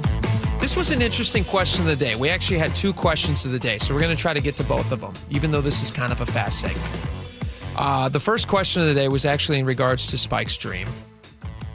Spike had a dream that he could fly, and we asked you to interpret that dream. Yeah, and I apologize for, airing my... apologize. My sleepy-eyed... Never apologize for a dream. I love to hear about them. It was so. I know you are, and I love My it. wife knows. She always tells me, she's like, whenever she wants to talk about a dream, I go, oh my gosh. And so she doesn't ever tell me about her dreams, which makes me sound like an awful husband. Not at all. Okay, having dreams in life, like things you want to achieve in life, versus telling me that you dreamed that you and a friend went on a road trip or something, those are very different things in my head. The subconscious mind controls really our personality more so than our conscious mind does, and that's not for me. Well, my subconscious mind takes a big old backseat. Fair Not enough. Interested in his opinion. Dreams. I consciously what are control dreams? this body. What purpose do they serve? All these things, have been studied and can be debated. All right, so you had a dream that you could fly. For the first time in my life, that was what struck me as odd. Yeah. I've heard some people say, "Oh, I had this dream where I was flying," and I never understood the significance of it till I actually had it last night, and I've never been so impacted emotionally. Yeah. From when I woke up by a dream. Yeah. That's last night. And you got worried because you said, "What's this mean? I need this interpreted." Well, yeah, I'd like to know if something has happened in my subconscious that allowed me to finally experience this in sleep. The other question that we asked about, the other question for the audience, is we asked if you were purchasing a home for the first time because of these rankings that came out. Like Seattle is, I think, 204th, Tacoma's 190th, and Everett is 125th in the list of 300 cities to buy a home nationally. Yeah. This is the 204th, 190, and 125 rankings for first-time home buyers. What criteria do you look at when deciding where to buy your first home? All right, so let's get to some of Spike's of the day. Go ahead. Why don't you start these off, Spike? Sure. Ben says from Mercer Island, Spike, I've had the exact same dream, and I changed all the light bulbs in my house with great ease. Well, that's amazing. Good joke. Amy in Redmond says maybe it wasn't a dream. Maybe you left your body and really did fly. Do you believe in that, like out-of-body experiences? Somebody could have like a weird thing where they... I try to be open-minded about things we don't really have complete understanding of and open to the possibilities that there's a bigger world out there than we are even able to comprehend. You hear about it on like operating tables? Sure. Somebody will be like, I look down at my body. And it's far too common to just write it off as a one-timer, so maybe there's something too. Some stuff out there. Moondog A says, they say that when you are traveling in your dream represents your spiritual path, so maybe my spiritual path... You're flying. Is taking flight. That's great. Arthur and Kent says, Spike, what if it means that your fly might be open? You should check. I'm good, Arthur. Thanks for asking. Now that we're on video, it's great. Brant in the 360 says, when you're dreaming, look at your hands, and then you'll be able to fly. When you can find your hands. These people sound insane to me. Brant, you text a lot, and I like you, but that sounds insane. Okay. 206 says, it sounds unusual that you have not had flying dreams. But I'll tell you what, buddy boy, if you can experience a lucid dream, you can learn how to do that. That's a dream. If you can learn how to do that, that's a dream. I feel like people are just messing with us now. Yeah. Go to 630. You read that one, and let's end on that one. Okay, 360 says, I often have very vivid dreams that I'm able to remember. Like Spike, they are often about being unable to get through a task. Even though it has been more than 10 years since my bartending and waiting tables times, I still have workmares about the job. Oh, my gosh, yeah. I also have experienced flying in a dream. It is an absolutely amazing feeling, and the euphoria can last for hours or even days after. It only happened to me a handful of times, but it is a truly memorable one. Spike, I get it. It's not just you. So I have had what 630 is describing. Do you have any of those, like long-standing nightmares? Absolutely. Repeatedly. The same one that I get to this day, and this is very relatable. My wife has the same one. Other people, I guarantee, have it. I have a dream that I'm in college and I have not completed a paper that's due right now. Yeah. And I just am, what am I going to do? What am I going to do? And then I wake up and I'm like, oh, thank God. That was years ago, And I usually wet my pants. Isn't that horrible? In your dream or in your... No, it's real. Let's do the housing one. Let's do the housing one. That's a joke. I don't usually wet my pants. Let's do these questions on housing. All right. So this is from Chris in Marysville. He says, can we ask people if you were looking for your first house, where would it be? What's the important criteria for you? Yes. Yeah. Chris in Marysville says, we're actually looking right now, and the prices are ridiculous. We look for affordability first and then space. I don't like being surrounded on all four sides by other homes. And since I'm ex-military, close to a military facility is important to us as well, so that we can just use those benefits that I've earned from my retirement from the U.S. Navy. Chris, thank you for your service, by the way. But homes are going for $550 to $600,000 for a standard 3-bedroom and 2-bath home, with HOAs reaching upwards of $200 to $300. That kind of throws a wrench in the plan, and it's very difficult to find something affordable. I mean, it is shocking the amount of money that you see houses going for these days. Absolutely. The barrier, the threshold of entry is a barrier of entry. Yes. Absolutely. And the costs... It's strange, too, when you live in a state for a long time. Like, I was born here. I was raised here. If God wills, I will end up dying in Washington. I want to spend I love it here. And I remember when homes were, at least as a kid, I thought, affordable in Washington. They did not seem so crazy. Like, my family all came up here from Los Angeles when I was very young, when my mom was, 7 months pregnant with me, to start a new life. It was like the Wild West.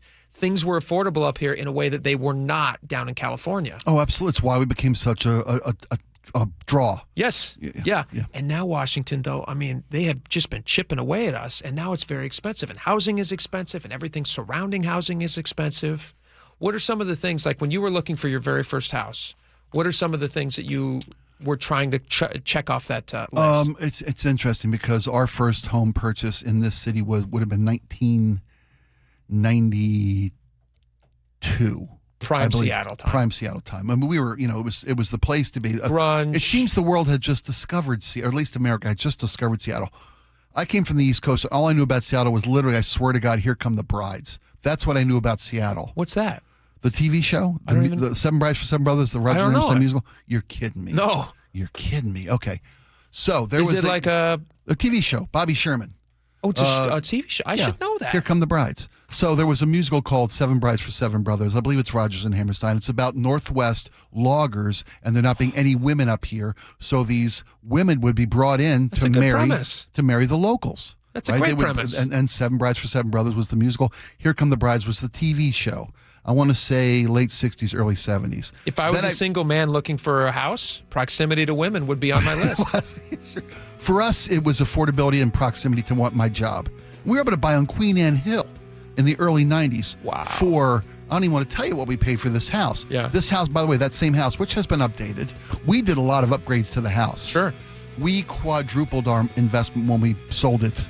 That's the trick. Maybe 20 years after we bought it, though, right? It's been almost 20 years. Yeah. No, I'm sorry, 10. Yeah. 10 years after we bought the house, but we quadrupled our money. The problem is you got in at a price that you felt like, hey, there's some sweat equity that we can build up in this house. And now you buy these new houses. The average home price of a new house in Seattle, the median price is like close to $1 million. So it's there's not a lot of room past $1 million to build up a bunch of equity. Well, the house we bought for just over $200K in 1992. Yeah. is selling for $1.8 million today. Jeez Louise. And it's not like they added another story or... It's just still there. It's the same place. It's location and its view. This is Irene in Tacoma. She says, the house I bought 30 years ago for less than $80K is now more than $300,000. Things are less expensive than... She's in Tacoma. Things are less expensive than Seattle, but not cheap. Yeah. What do people look for? They look for schools. They look for schools. They look for affordability. They look for amenities close to their home. How close are the grocers? Well, all these things. Yeah. But yards, bottom line, dude. the Yards. That's what I would be yards, looking at. space to raise a family. Space for your kids to spread out. Price was the overwhelming majority of what the responders told us. It's all price. It's all price. You're totally right.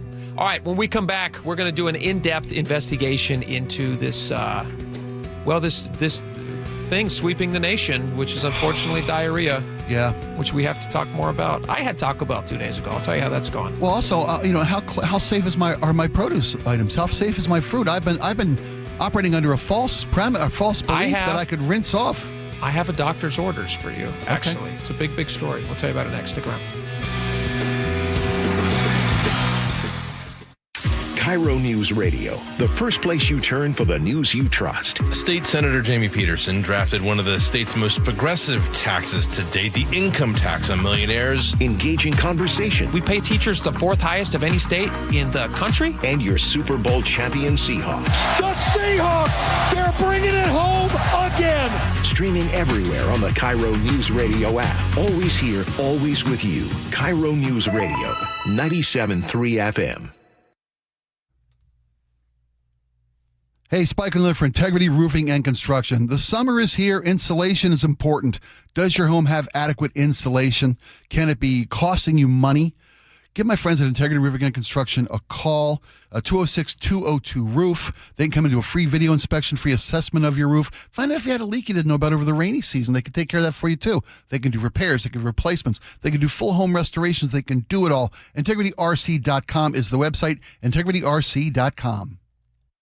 John Curley here. When the AC starts acting up, don't assume you need a whole new system. Home Comfort Alliance, their approach is simple. Repair first, replace only if needed. Their techs diagnose the real problem because a simple fix can often get the cooling back up again and not cost you a full replacement. Need something new? Ask about a heat pump for year-round comfort. That's what we did at the barn. Get real pricing in 60 seconds at homecomfortalliance.com. Call the comfort people. homecomfortalliance.com. It's Jonathan here from DUI Heroes, and I'm here today with a teenager who's just about to get her driver's license, and she's got some questions for me about driving, alcohol, and how to not end up in my office. If I get pulled over and I have been drinking, can I ask for a parent to come and help me? Unfortunately, no. What you can do is ask to speak with an attorney. And you know what? I'm a parent, which means if you call my office, you're going to get me or one of my other associates. And most of us are parents. Most of us know exactly what to do and exactly what to say to make sure that you're protected and we can get you home safe as quickly as possible. So the smart thing to do is simply ask the officer to talk to an attorney as soon as you possibly can. You're already in the situation. Give us a call and let's try not to make it worse. That was a great question. And if you or any of your friends find yourselves this summer in contact with law enforcement, please give us a call at 1-800-DUI-HERO or online at DUIHeroes.com. Hey, it's Jason Rance here again with Greg Nunn from Nunn Better Tax Resolution. Greg, there are some folks getting CP 504 notices. This is not something that should be ignored. You need a professional. When you receive a CP 504 notice, alarm bells need to go off. And as much as you just want to push that envelope aside, because they know it's not going to be good. And it's not a very good notice to get because it means the IRS is really coming down on you hard. Get help right away. Call somebody that knows what they're doing and get some assistance. How have you helped? We help them by understanding exactly where they're at. We interview them, we talk with them, find out. We'd like to know, how did you get here? And then we make a plan whereby we do our level best to help people with this struggle they are having now with their taxes. Judgment-free. Judgment-free. If you're having trouble with the IRS, call Greg Nunn with None Better Tax Resolution, 425-947-1967, or Google NUNN, None Better Tax Resolution. Patrick was way behind on his IRS taxes. I was in way over my head. The total amount ended up being somewhere just over $30,000. $30,000. Then the IRS came to collect. Started getting letter after letter. A lien had been filed against me. They were going to basically hang me completely out to dry. He had to do something. That's when I reached out to Optima Tax Relief. Patrick's life quickly got a lot easier. It was very easy, pretty much hands off. They picked up the ball and ran with it. And how'd it go? I couldn't believe it. I had to ask 2 or 3 times. I saved an incredible amount of money. How does Patrick feel about Optima? Couldn't be happier. They definitely helped me. Optima Tax Relief, the best place to call. They're the best in the business. Do what Patrick did and call Optima Tax Relief for a free consultation. Call 800-343-6460. 800-343-6460. 800-343-6460. Optima Tax Relief. Testimonial from an actual client. Some restrictions apply. For complete details, please visit OptimaTaxRelief.com. Wow, Sarah, these window coverings are gorgeous. Did you guys do this yourself?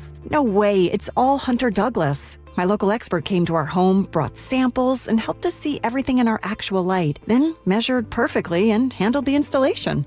If you're planning a remodel, moving into a new home, or simply ready to elevate how your space feels, Westco Blinds, your neighborhood Hunter Douglas expert, offers custom, beautifully crafted window treatments thoughtfully designed for life. Whether it's blinds, shades, shutters, or drapes, our products fit your windows perfectly. And with smart home options, you control the light and privacy with a tap or on schedule. Hunter Douglas window treatments are an investment in quality, backed by a lifetime limited warranty and ongoing support from your trusted local expert, Westco Blinds. Call now to schedule your free in-home design consultation.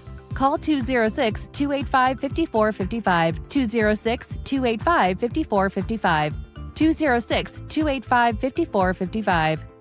For the ones who get it done, Grainger offers the professional-grade products you need, delivered when and where you need them. Call, click Grainger.com, or just stop by. Experience the thrill of seeing orcas and humpback whales with Puget Sound Express. Join their family-run tours for guaranteed whale sightings departing daily from Edmonds. These are Seattle's most popular and well-reviewed whale tours. Book now at PugetSoundExpress.com.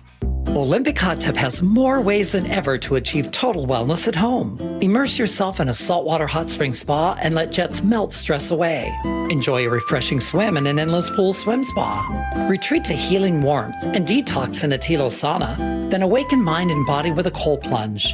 You'll be saying, ah, in no time. Your path to wellness starts today at Olympic Hot Tub. Current specials with exciting savings at OlympicHotTub.com.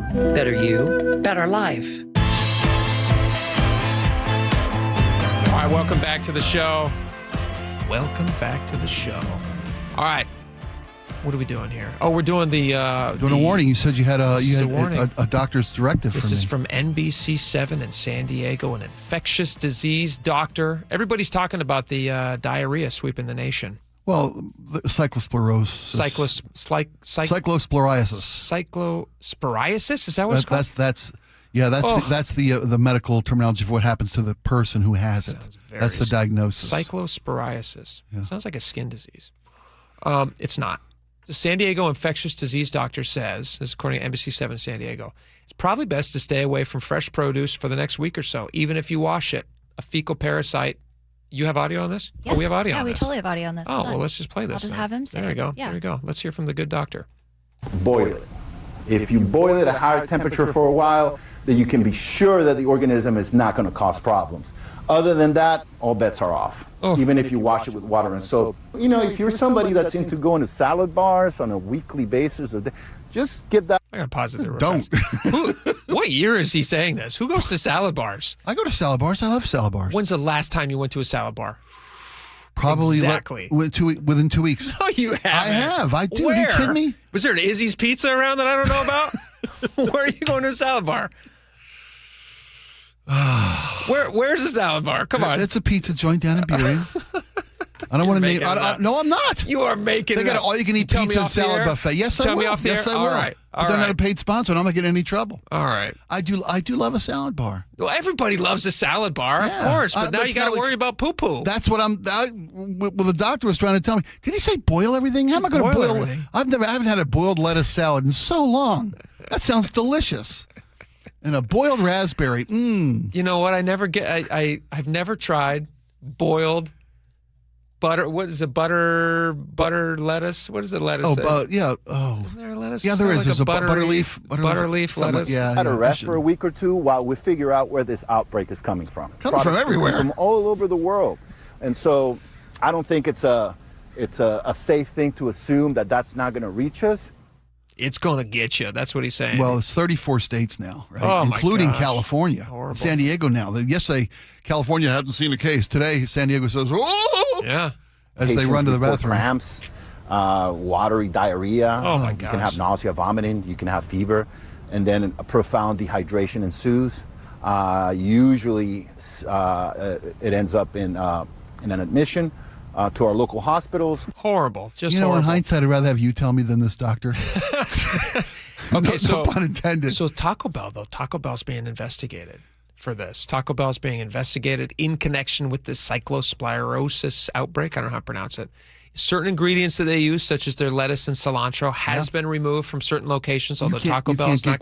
You can't get guacamole. Can't get guacamole there anymore. Can't get lettuce on your whatever you're buying. In a statement to USA Today, Taco Bell Corporation said voluntarily and temporarily removed limited ingredients at select restaurants as a precautionary measure. We will continue to closely monitor the situation and follow the guidance of public health authorities.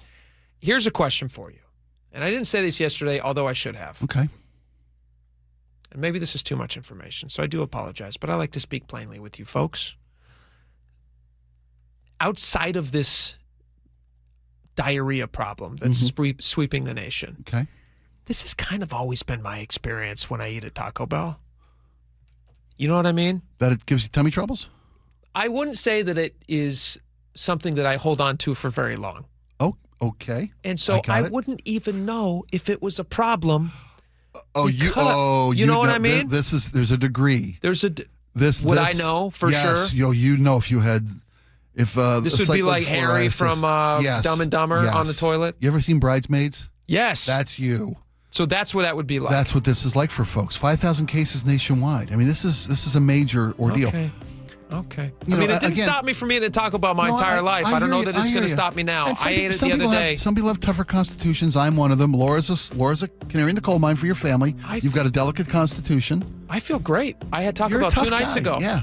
I had a taco pizza and among other things, and I feel fantastic. Yeah. And I felt bad yesterday. We were kind of all pointing the fingers at Taco Bell from a national story that came out. Taco Bell. But apparently, as this doctor was saying, it's any produce right now. Don't trust it for a while till they figure out what's going on. So you've already been operating on this for a while, haven't you? On this produce thing. No, I love you love produce. I do, but I rinse them in cold water. Yeah, that's. You gotta boil them. I've been told that's enough, but now I don't know anymore. You gotta boil them. All right, we got a lot more coming up. Stick around. We will be right back.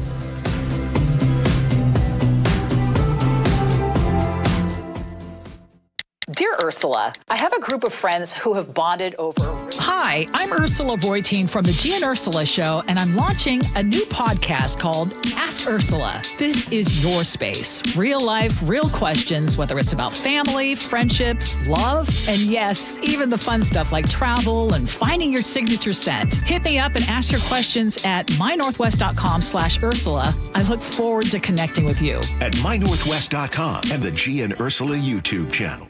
Do you get sinus infections, congestion, sinus pressure and pain, sinus headaches? You've gone to the doctor. You visit urgent care over and over again. And it's always the same thing, right? Oh, I know. Let's try antibiotics and some nasal sprays. But they just keep coming back. You may suffer with chronic sinus infections. The good news? Relief is possible. How? A minimally invasive procedure called the Sinusoft procedure, available only at the Modern Nose Clinic. Imagine a procedure so delicate there are no narcotics. Less cutting means less bleeding, so no packing, and no operating room. The Sinusoft procedure is designed for the clinic. If you suffer with chronic sinus infections, facial pain, pressure, and congestion, find out if the Sinusoft procedure, available only at the Modern Nose Clinic, is the solution for you. Call and set an appointment today. 206-388-2770. 206-388-2770. That's 206-388-2770.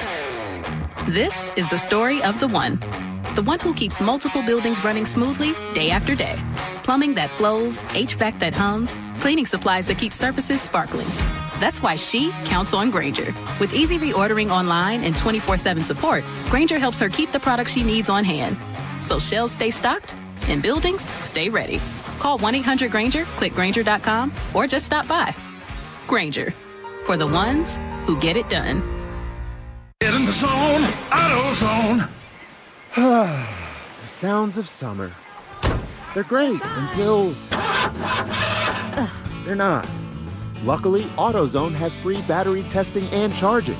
Let me check that for you. To help make a rough moment smooth. Don't miss the Celebrate Free event at AutoZone. Free products with select deals until July 27th. And free services every day. Restrictions apply. Get in the zone, AutoZone. This is the story of Julie Guillot. She's a Leukemia and Lymphoma Society advocate and the mother of a child who battled blood cancer. Zach was diagnosed with AML, a deadly leukemia, when he was only 5. While the treatment really attacked the cancer, unfortunately, it also attacked his body. Uncontrollable fevers, terrible nosebleeds, and his skin was burned from the inside out. He died at just 9 years old, really from the treatment that was meant to save him. The Leukemia and Lymphoma Society was founded 70 years ago by parents who also lost their child to cancer. Today, we're pioneering breakthrough treatments for kids with cancer. We are so close to finding better treatments for kids with cancer. So it's too late to save Zach, but working together, we can save thousands of kids just like him. Visit LLS.org and save a child's life. Don't wait, insulate. Last year, American Crawl Space and Pest Services gave over $2 million in insulation rebates from PSE, more than any provider in the state. If your home was built before 1990, you're eligible for recouping up to 95% of insulation replacement costs. Insulate with American Crawl Space and keep your home warm during the winter and cool during the summer. American Crawl, the heroes you call. Your best source for local news. KIRO Newsradio, KIRO FM and HD1, Tacoma, Seattle, Northwest News. ABC News, I'm Michelle Franzen. In Mississippi, the investigation continues into the death of Nolan Wells, a teen who traveled with friends on a boat during a holiday celebration to Horn Island. He did not return. ABC's Aaron Katursky is in Ocean Springs and says his parents met with the county prosecutor today about the case. The district attorney for Jackson County here, Angel Myers McElrath, will ultimately present the case to a grand jury. But today, she is there to offer services, victim services to Wells's parents before the grand jury decides whether the 18-year-old's death after a July 4th boat trip with friends involved a crime. Escalations between the U.S. and Iran continuing, with the U.S. carrying out more strikes today on Iranian targets. It marks the first daytime U.S. strikes in Iran since the first 40 days of the war. President Trump in Pennsylvania this hour, speaking at a Defense Innovation Roundtable. And the Producer Price Index, tracking wholesaler prices, fell in June. This is ABC News. California's Department of Motor Vehicles notifying more than 10,000 drivers they may be required to redo their qualification testing after some answers raised red flags. Thousands of drivers here in California are being told they have to retake their written driving tests because a DMV suspects them of cheating. The DMV sent around 11,000 drivers letters saying their tests showed irregularities. The LA Times reports that the DMV identified patterns in the results of driver knowledge tests indicating that some test takers may have taken part in cheating methods. The DMV won't confirm that or explain more. An unspecified number of those cases have been referred to prosecutors for possible charges, according to the LA Times. Alex Stone, ABC News, Los Angeles. In France, a bill allowing adults with incurable illnesses to receive lethal medication given final approval by the National Assembly. It follows a 3-year effort to finalize the framework and clearing legal, moral, and religious hurdles. Michelle Franzen, ABC News. At 2:02, Washington's top federal judge is out of a job just minutes after being sworn in. More on that story coming up. But first, Nate with a look at traffic. All right, thanks, Tim. Your Seattle Mariners has the update. Linwood to Seattle, just under 25 minutes now. We're all clear until you get into the U District, and then it's slow from there down to I-90. North 5, a brief backup there at the I-90 interchange. You'll clear out a bit, and then another backup from Mercer to the Ship Canal Bridge. Plan on 15 minutes to get through downtown. South 405, we're bumper to bumper through Factoria before things thin out for you. Bellevue to Renton, we're at 25 minutes. North 405 at the Maple Valley Highway, we've got a new collision in the HOV lane. You're backed up to 167. Renton to Bellevue right now, approaching 20 minutes. In Fife, North 5, we're still bumper to bumper between Portland Avenue and the Port of Tacoma Road. About a mile and a half back up here. This is leftovers from an earlier crash up near Porter Way. And up in Everett, eastbound 526, we're packed, leaving the Boeing factory over to I-5. Don't miss fireworks nights all summer, presented by T-Mobile. Next up is the 2000s Decade Show, July 17th. Get your tickets at mariners.com/fireworks. KIRO News Radio, real-time traffic. I'm Nate Connors.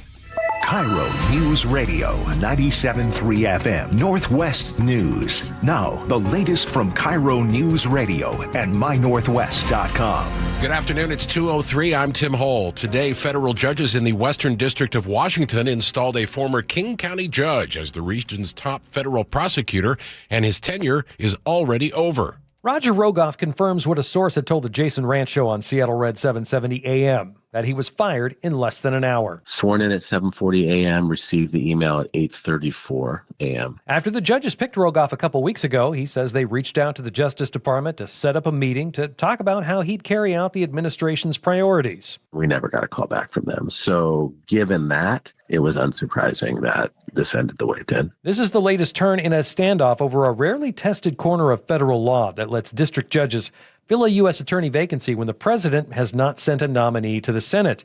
Acting U.S. Attorney General Todd Blanche says judges don't pick U.S. attorneys, the president does.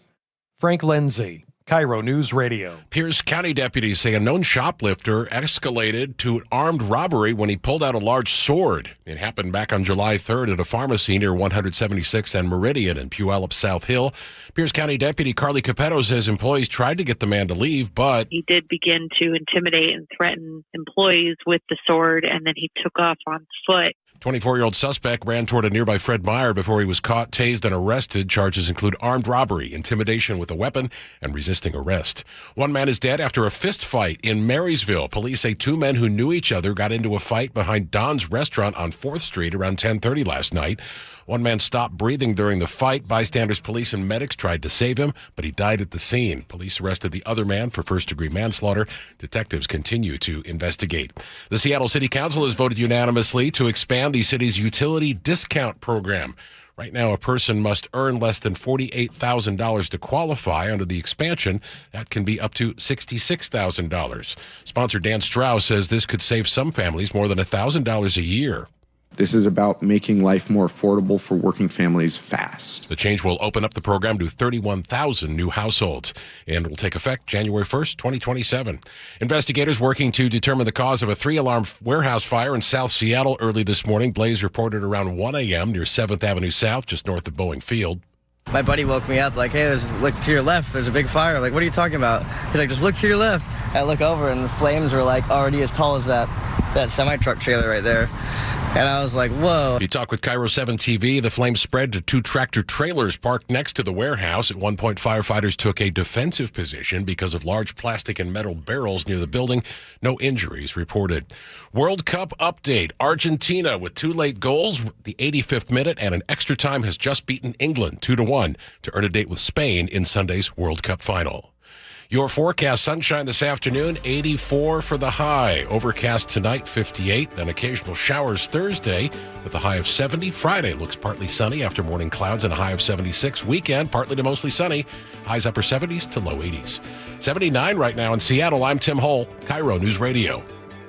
Your best source for local news, serving Western Washington and the world with a KIRO News Radio app. Always streaming live on your smart speakers. You're listening to KIRO News Radio, Northwest News. And now, it's time for the Jake and Spike Show on KIRO News Radio. with your hosts, Jake Skorheim and Spike O'Neill. Welcome back to the show. 2 hours down, 1 hour to go. Lots of great stuff to get to. Our text line is so funny. We have so many great people who text in. I got this text just a little while ago from Matthew in Tacoma. Just last segment, we were talking about, I ate a Taco Bell recently. And the story sweeping the nation about this diarrhea scare, the cyclosporiasis. Cyclosporiasis. Spreading around the country, and Taco Bell's pulled some of their items from their menu that may be related to it, but may not. They're not sure yet.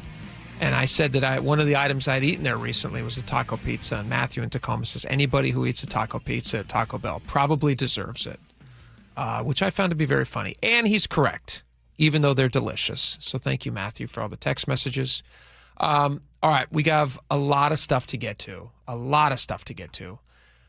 little bit ago, we played audio of, I had never heard this lady speak. She's running for Senate in Michigan. From Michigan. She's running for U.S. Senate. Remember, as I messed that up last time. From Michigan. She's from Michigan. She's from Michigan. She's a member of the House of Representatives representing Michigan. Yes. And she seeks the U.S. Senate seat representing Michigan. Okay. I had never heard her talk before, but she sounds like this. This was at a recent campaign event, and somebody has now pulled up audio of her in the last few years because she's been in the public eye for quite a while now. She's a local state rep there. Mm-hmm. And they said, does she sound a little different than she used to sound? So I'm going to have you make a judgment on this. Okay. You are Spike's judge in court. Spike's court. Oh, I like this. Okay. Spike's court. Is she faking an accent? Spike's court. He's going to decide. I don't want to sway the jury, but let me write down what I think, and then I'm going to see if your judgment and mine are the same. Writing it down. She's a Democrat? She's a Democrat. I can tell you what you're writing right now. You don't have to hear it at all. All right. Let's hear it. We're doing a I'm going to deliver this envelope to you, Spike. Are you giving me the recent? I'm going to give you I'm going to give you the recent one. And then the older one. And I'm going to give you the older one. And this is in a sealed envelope. This is nice. for you. Okay. It's in the camera frame so everybody can see. Crazy. There it is. Oh. All right. This is Haley Stevens. She's running for Senate. She's from Michigan. And she said this is a recent campaign stop. I am going to be working on our behalf. I am going to be telling the stories on our behalf. And you better believe I'm going to be doing it with a little bit of joy, a little bit of enthusiasm, a little bit of energy, and a little bit of stick it to them. Yeah. Because that's the Michigan way. A little bit of stick it to them. That's the way. It's the Michigan way. So people have been asking, has she always sounded like this? This was her back in 2018. This is a campaign ad for 2018. This is Haley Stevens. And this is Spike's court. You're going to make a decision, a determination whether or not she's a fraud based on her voice. I'm Haley Stevens, and I was chief of staff to President Obama's auto rescue. We saved over 200,000 jobs and strengthened Michigan's advanced manufacturing economy. Okay, I present to you evidence number 2. This is Haley Stevens on the House floor in 2020. The servitude, sharing in the profession with those who have not come before you. Similar times of trying medical need, wars and flus past. You will see darkness, you will be pushed, and she's a passionate lady. Our society needs you to stand together at this time. Our country loves you. To our doctors and our nurses, I wear these latex The gentle lady's time has expired. Gentle lady? Gentleman from Maryland. Oh, that's the term. I'm sorry. So again, I asked you, this is her just the other day. Yeah. And you better believe I'm going to be doing it with a little bit of joy, a little bit of enthusiasm, a little bit of energy, and a little bit of stick it to them. The only thing she could have added on was if she said something like anything where she would have said razzle dazzle, I would have really liked. So in Spike's court, do you think she's faking it? No. Is there an affectation that she's adding? Yes. Is she faking it? No. That's your judgment? Yeah, she's not faking it. She's. What did I say? She's what did I say? Come on. Not faking it. Not Look faking at you. it. I don't think she's faking it. You're a good man. I'm a man. Good man. And I owe you an apology. I assumed you would look at this through a biased jaundiced eye, if you will, but not would. Jake Skorheim. Never would. He kept it 100, my friend. I keep it 100. And she's I don't a care that passionate she's lady. got crazy You know, politics. I here's don't the care thing. that she believes crazy things. I don't think she's faking it. Well, the question isn't are her views sound? Yeah. Is her judgment solid? That's not the issue. Is she she strapping faking on she's strapping on a fake accent? It's funny because when I first heard her, I thought she sounded like she was raised in the Upper Peninsula of Michigan. It's not the case. She comes from the Detroit suburbs. Okay, I think she was speaking to a group of people, and she may have been kind of dialecting it up a little bit for the audience to which she was speaking there in Michigan. She may have been campaigning in a section of Michigan that talked a little more like this, but she's a passionate woman. She speaks. But she comes by it naturally. I don't want to exactly. have you have to back up off of exactly. your decision. Exactly. When I go home to Maryland, okay? Yeah. If I go home to see my boys in Maryland, go down the shore, get some crabs. Next thing you know, I'm talking like this. You know what I'm saying? Sure. I'm going down the ocean. We're going to have some horseshoe crabs. It's going to be great. It's going to be phenomenal. There you go. Drink some Natty Boh. Go watch the Orioles depart. You know what I'm saying? We're going to have some water, 2 R's in water. That's how you say it in Balmer. John will show you the same thing. John goes home to Philadelphia. When for you more and of a John week. start talking, you guys often fall into your affectation. Totally getting to the Mid-Atlantic dialect there, my friend. And the rest of us just kind of go, geez, Oh, my Louise, I wish God. these guys would Did just... they go to school at all? Did they not have English composition books? Yeah, I don't think she's faking it. No, she's not faking it. I think what's happening is she's letting her hair down. She's passionate. Yeah, she's letting it out. Rolling her sleeves up. She's rolling her sleeves Working up. the bag. She's got the razzle-dazzle. And you better believe I'm going to be doing it with a little bit of joy, a little bit of enthusiasm, a little bit of energy, and a little bit of stick it to her. She's going to win. That lady's going to win. So, yes. Do I think her ideas are good? No. Do I think she's faking her accent? No, I don't. Yeah, I think I think she feels like a legit person. Yeah. So good for her. I think she's authentic. All right. She scares the crap out of me. This is not authentic. Let me get to this story. This is not authentic. Yeah, there you go. Good Bob call. Ferguson. Nice segue. Yeah. Bob Ferguson. Is that even your real name, Bob? It's probably Robert, actually, now I think about it. I don't know. Jared Ferguson. Funny name.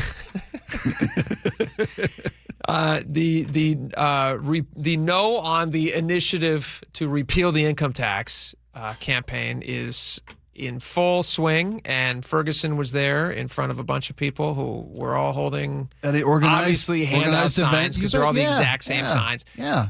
Ferguson standing with a bunch of supporters and children. And children. It's about the children. It's always about the kids. We don't stick it to the millionaires. That means we're sticking it to the kids. That's right. That's right. How about they just don't stick it to anyone? That's How about an you idea. just pay for the education that we're already paying for, and you also don't try to steal more money from the people who are already paying the most for all of the services that you rely on. And don't tell us that you're going to stop funding education in 3 years if you don't collect the money that's an emergency right now. None of that makes sense to me. But here's Ferguson They talking may not about have hoses for the firemen. Who knows? I mean, you know. Look, Washingtonians are going to be facing an important choice in November regarding the future of the millionaire's tax. It's essentially... Where's he from? He's got a little thing. Where's he from? It's not Michigan. Can you look up where Bob Ferguson's from? He's got a little bit of a accent that I'm just picking up a slight thing. Choice between moving our state forward by making life more affordable for Washingtonians and giving 138,000 business owners a tax break, or going backwards, rolling back tax breaks for small businesses and seeing costs go up for Washingtonians. It's a choice between investing in our kids' education, and it's great to see some kids here today, by the way. It's a choice between investing in our kids' education and childcare access and affordability, or going backwards with cuts to education and limiting access to childcare. In short, it's a choice between the future and the past. And by the way, the cuts he's talking about are the cuts to the proposed increases that he wants to do with the new money that he would get. Right. The budget they've allotted for education in the future, 3 years from now, depends upon the revenue generated from this millionaire's tax. And we don't tax the millionaires. We don't get the We're money. not going to have that additional funding we're cut counting the money on. that we haven't spent yet. for kids. Where's he from? He's from Seattle. No, he's not. That's what it says in his bio. Is he really? Yes, he's multiple generations. His grandparents his great-grandparents homesteaded on the Skagit River back in the 19th century. So he's from Seattle. Yeah, he went to Bishop Blanchett High School. He went to private schools. Where I sent my kid, yeah. A lot of this makes sense. Student body president, a born leader. The leader thing I would not say is a born thing. Absolutely. I don't think the guy has a ton of leadership skills. He is a good lawyer, probably, which is his background. NYU School of Law, you bet, yeah. It seems a shame that he finds himself in a position where he has to speak in public because I don't think he has a natural talent for it. But it doesn't mean that he's not out there in front of the camera all the time. He talked about some of the he talked about taxes. A reporter said, "Hey, does this mean that you're going to promise that you're not going to raise any taxes?" You promised to veto any any new taxes. I mean, that's a pretty direct question, pretty easy thing to answer. They want to know. Are you committing to veto additional revenue in the upcoming legislative session? Yeah, right. Well, I appreciate you're asking what I would do about 8 months from now or whatever it is. What I'm focused on is proposing budget that I propose. That's what I control. That's what I do. That's what I'm focused on. So I'm going to, if I can just finish. I heard the question. If I can finish, if that's all right. Let me say something. You're the governor of a state, talking about the leadership stuff. If you find yourself in a position where a reporter asks you a question and you have to fight for time in your own answer, can I finish? Can I finish? Can I finish? Oh, yeah. You've lost it. All the guy asked was, can you say that you're not going to sign any bills that would raise new taxes? Simple question. And the answer is very simple. He could just say, no new taxes. Many people have said that. Whether they mean it or not. True. Well, so let me ask you this. Would you rather he just say, sure, I'll tell you right now, I will veto any new proposed taxes in this state? You can't hold him to it. It's not going to matter. He promised during the campaign. I don't want to encourage him to be a liar. Well, that's what. But I also would rather he just say, I'm not going to sign any new taxes. Because the last time that he ran for office, he says he wasn't going to do any new taxes, and then he signed new taxes. That's what I'm saying. So I don't believe him in either case. But I would rather he just say, I'm not going to sign new taxes, and then unlike the last time he made that promise. We'd have to get no new taxes placards printed up and hand them to the school kids over here for me to make that statement. We made the cards. Yeah. We made this. We brought the kids in. Let's just stick to the messaging. I would like him to just not raise taxes. That's what I would like. I would too. I would like them to just live within their means like any normal person does. There is this just this false narrative that governments cannot live within their means, and I don't think that that's a good one. It's an excuse for a blank check, and then they can do whatever they want, and they can spend as much money as they want. The problem is they don't make any money. You make money, and I make money, and they take our money, and then they spend it on stupid stuff.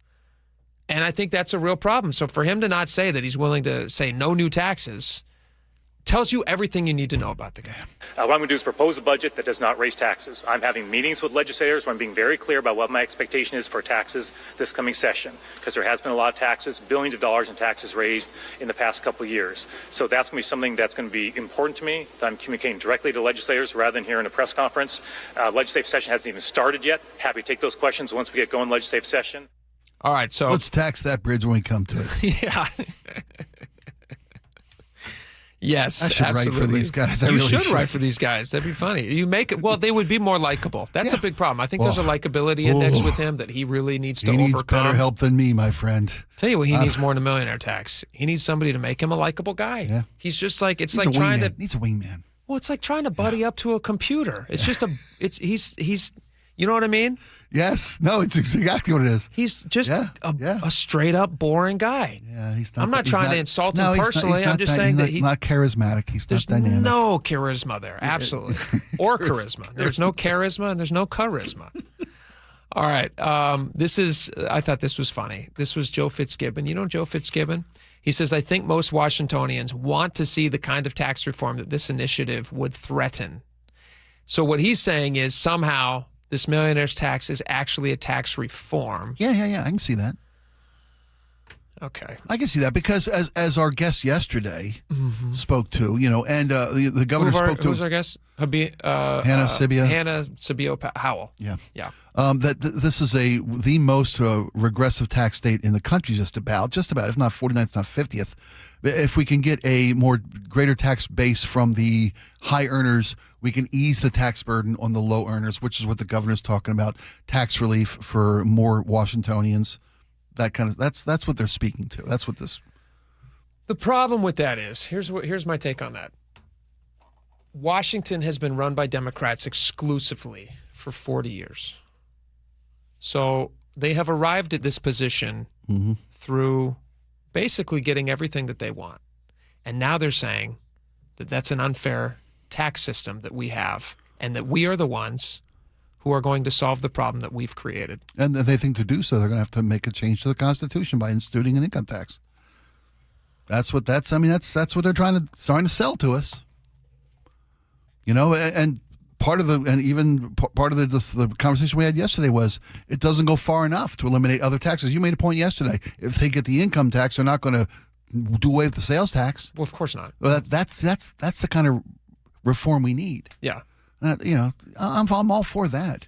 If you're going to set up an income tax, then give us relief elsewhere on property taxes. So get rid of business property taxes, get rid of income tax. Well, not get rid of them, but adjust them accordingly. Get them low. Yeah, get them. Do what Florida did. Try to get rid of them. Right. Sales tax, property tax, business tax. All those things are higher here because we don't have a state income tax. They want it all. It's like that clip from What's-His-Face, in Catch Me If You Can. Who's the dad in that movie, Catch Me If You Can? They want the cookie. They want everything. You remember the clip? It was Christopher Walken. Yeah, Christopher Walken. His dad. Yeah. What does he say in that clip? It's so funny. It's exactly what's happening here. He says they want the the cookie. cookie. They want it the all. milk. They want a cookie. They want the milk. I can't do Christopher Walken. They want it all. Fitzgibbon says that. Here's another thing Fitzgibbon said. He says the repeal is dangerous. He says the repeal would be dangerous because it might. If you keep all of the tax cuts and you don't apply the new tax to the millionaire income, there's no way to balance the budget without really devastating cuts to education and likely other tax increases. Yeah, that's the thing, because these cuts they propose to the business tax, right, to tax relief for other families, they're part of the governor's budget considerations. If you promise those cuts are only to the tax base. Well, that's his fault. I'm not saying promising taxes that he can't deliver. I get you. But if you get rid of the millionaire's tax, don't you also have to at that point get rid of these breaks for people? The That's taxes going to pay for them. The taxes that he's talking about cutting, they're B&O taxes, right? So they're not double dipping. Yeah, and they're giving tax relief to families. Okay, so we are unique in our B&O tax in Washington. We also should look at that. Yeah. Oh, that's a problem. Yeah. I mean, he's not doing businesses any favor here. He's basically saying like, hey, you remember that thing that we instigated on you guys and made it harder to do business in Washington State? What if I ease that up a little bit? What if I ease that up? Maybe then I could get some support from businesses. I don't know what the threshold was. It was less than 300,000 or something like that. Yeah, I think that's the right number. Which are basically businesses that have one employee. Oftentimes you have somebody who has a business. They're technically a business in Washington State, but they might be a sole proprietorship, something like that. Less than $300,000. So he's saying we've introduced this new tax on you guys. We're squeezing you. What if I let that up a little bit? And then we're going to be able to say, oh, it's going to be so much better for all these businesses. But you're also going to be taxed now on this millionaire's tax in a way that you weren't before. So the whole thing feels like they're ratcheting up the pressure and then saying hey, we can ease the pressure a little bit where we're ratcheting it up on these other places. The whole thing, I don't like it. I don't like it, Spike. And I think, I hope it goes away. I hope the millionaire's tax goes away. That's my personal opinion. You guys might disagree. That's totally fine. All right.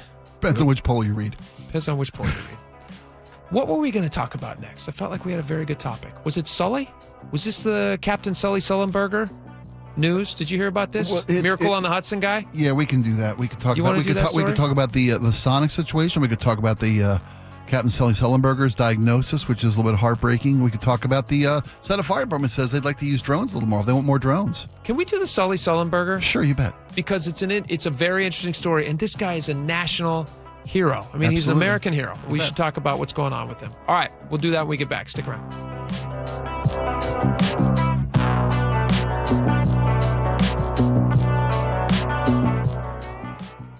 This hour is brought to you by Davis Law Group. 30 years ago, I wanted to be part of keeping the Seahawks in Seattle long term. 3 decades later, 12, they're bringing the trophy home. 2 Super Bowl championship banners hang in the stadium Paul Allen built. Now, a new era of stewardship begins. Most things that seem impossible become possible. And we welcome the Kosla family to Seattle. From the home of the Seahawks since the very beginning, KIRO News Radio. Progressive's Home Quote Explorer helps you easily find and buy the right coverage for you. It's everything you've always wanted. Well, I mean, as far as a website that lets you shop, quote, and buy insurance in one place. But hey, maybe that is everything you've always wanted. Yeah, people have different types of dreams. And if all you've ever been searching for is a website that helps you choose home insurance rates and coverage, boy, do we have great news about Progressive's Home Quote Explorer. Progressive Casualty Insurance Company, affiliates, and third-party insurers. Comparison rates not available in all states or situations. Prices vary based on how you buy. This is the story of the one who keeps multiple buildings running smoothly day after day. Plumbing that flows, HVAC that hums, cleaning supplies that keep surfaces sparkling. That's why she counts on Grainger. With easy reordering online and 24/7 support, Grainger helps her keep the products she needs on hand. So shelves stay stocked and buildings stay ready. Call 1-800-GRANGER, click Granger.com, or just stop by. Granger, for the ones who get it done. This is Justin Shirley, CEO of State Roofing and Exteriors. Our summertime savings event means 0 down, 0 payments, and 0 interest for up to 24 months, backed by our unbeatable warranties. Call 866-ROOF-ROOF or visit stateroofing.com today. It's Jonathan here from DUI Heroes, and I'm here today with a teenager who's just about to get her driver's license, and she's got some questions for me about driving, alcohol, and how to not end up in my office. Is it okay for teens to drink, even if they don't get drunk and drive? So in this state, the legal drinking age is 21. It's never a good idea for anybody under the age of 21 to be consuming alcohol in any circumstance. But it's even more dangerous if then you make the decision to get behind the wheel. And most people don't know that when it comes to DUIs, everybody thinks the limit is 0.08, but not if you're under 21. If you're under 21, the limit is 0.02. Which means you could find yourself at 0.02, 0.03 with a DUI sitting in my office when you're not drunk, but because you drank before you were able to. That was a great question. And if you or any of your friends find yourselves this summer in contact with law enforcement, please give us a call at 1-800-DUI-HERO or online at DUIHeroes.com. Patrick was way behind on his IRS taxes. I was in way over my head. The total amount ended up being somewhere just over $30,000. $30,000. Then the IRS came to collect. Started getting letter after letter. A lien had been filed against me. They were going to basically hang me completely out to dry. He had to do something. That's when I reached out to Optima Tax Relief. Patrick's life quickly got a lot easier. It was very easy, pretty much hands off, They picked up the ball and ran with it. And how'd it go? I couldn't believe it. I had to ask 2 or 3 times. I saved an incredible amount of money. How does Patrick feel about Optima? Couldn't be happier. They definitely helped me. Optima Tax Relief, the best place to call. They're the best in the business. Do what Patrick did and call Optima Tax Relief for a free consultation. Call 800-343-6460. 800-343-6460. 800-343-6460. Optima Tax Relief. Testimonial from an actual client. Some restrictions apply. For complete details, please visit OptimaTaxRelief.com. Be advised, this is your opportunity to save up to 40 to 80% on a hot tub or swim spa. This weekend only, Friday through Sunday, Angel of the Winds Arena, Everett. Be advised, this is your opportunity to save up to 40 to 80% on a hot tub or swim spa. This weekend only, Friday through Sunday, Angel of the Winds Arena, Everett. 18-month interest-free financing. Our factories have demanded we sell 1,000 hot tubs and swim spas this weekend. Angel of the Winds Arena, Everett. Huge factory incentives, factory rebates, this weekend only. Angel of the Winds Arena, Everett. We can remove your old hot tub. Free delivery of your new hot tub. Deep, deep discounts. Angel of the Winds Arena, Everett. Free delivery of your new hot tub. Just relax and enjoy. Angel of the Winds Arena, Everett. Friday, 2 p.m. to 8 p.m. Saturday, 10 a.m. to 8 p.m. Sunday, 10 a.m. to 6 p.m. Free admission. Free delivery. Angel of the Winds Arena, Everett. Call 833-SPA-SALE or visit hottubandswimspasale.com. John Curley here. When the AC starts acting up, don't assume you need a whole new system. Home Comfort Alliance, their approach is simple. Repair first, replace only if needed. Their techs diagnose the real problem because a simple fix can often get the cooling back up again and not cost you a full replacement. Need something new? Ask about a heat pump for year-round comfort. That's what we did at the barn. Get real pricing in 60 seconds at homecomfortalliance.com. Call the comfort people. homecomfortalliance.com. Our local tax expert and advocate, Greg Nunn, understands the pressure that comes from owing money to the IRS. Don't let that pressure build. Call None Better Tax Resolution. From stress to success with IRS Solutions.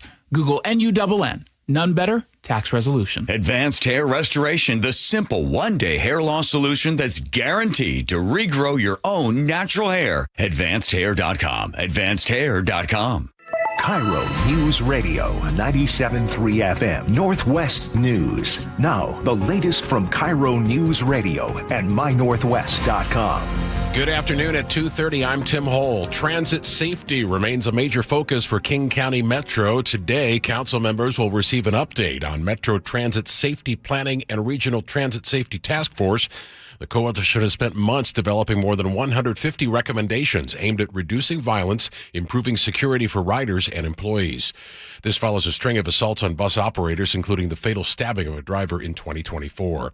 Speaker after speaker at a Seattle City Council hearing today back the the city's temporary moratorium on data centers. New data centers built in South Seattle and Tukwila will expose our neighbors to heat islands and an increased air, water, noise, and light pollution, causing significant risk to their health. Ultimately, I feel the only way we can protect our communities and meet our state's climate goals is to ban data centers entirely. During this work plan process, we should be open to the possibility that large data centers simply aren't aligned with our climate goals and don't have community benefits that outweigh their enormous resource use. No decision came out of the meeting, the hearing part of the city's work on what comes after the current one-year moratorium. A nationwide protest over AI data centers is set for Saturday. One of the local events is in downtown Olympia at 1 o'clock.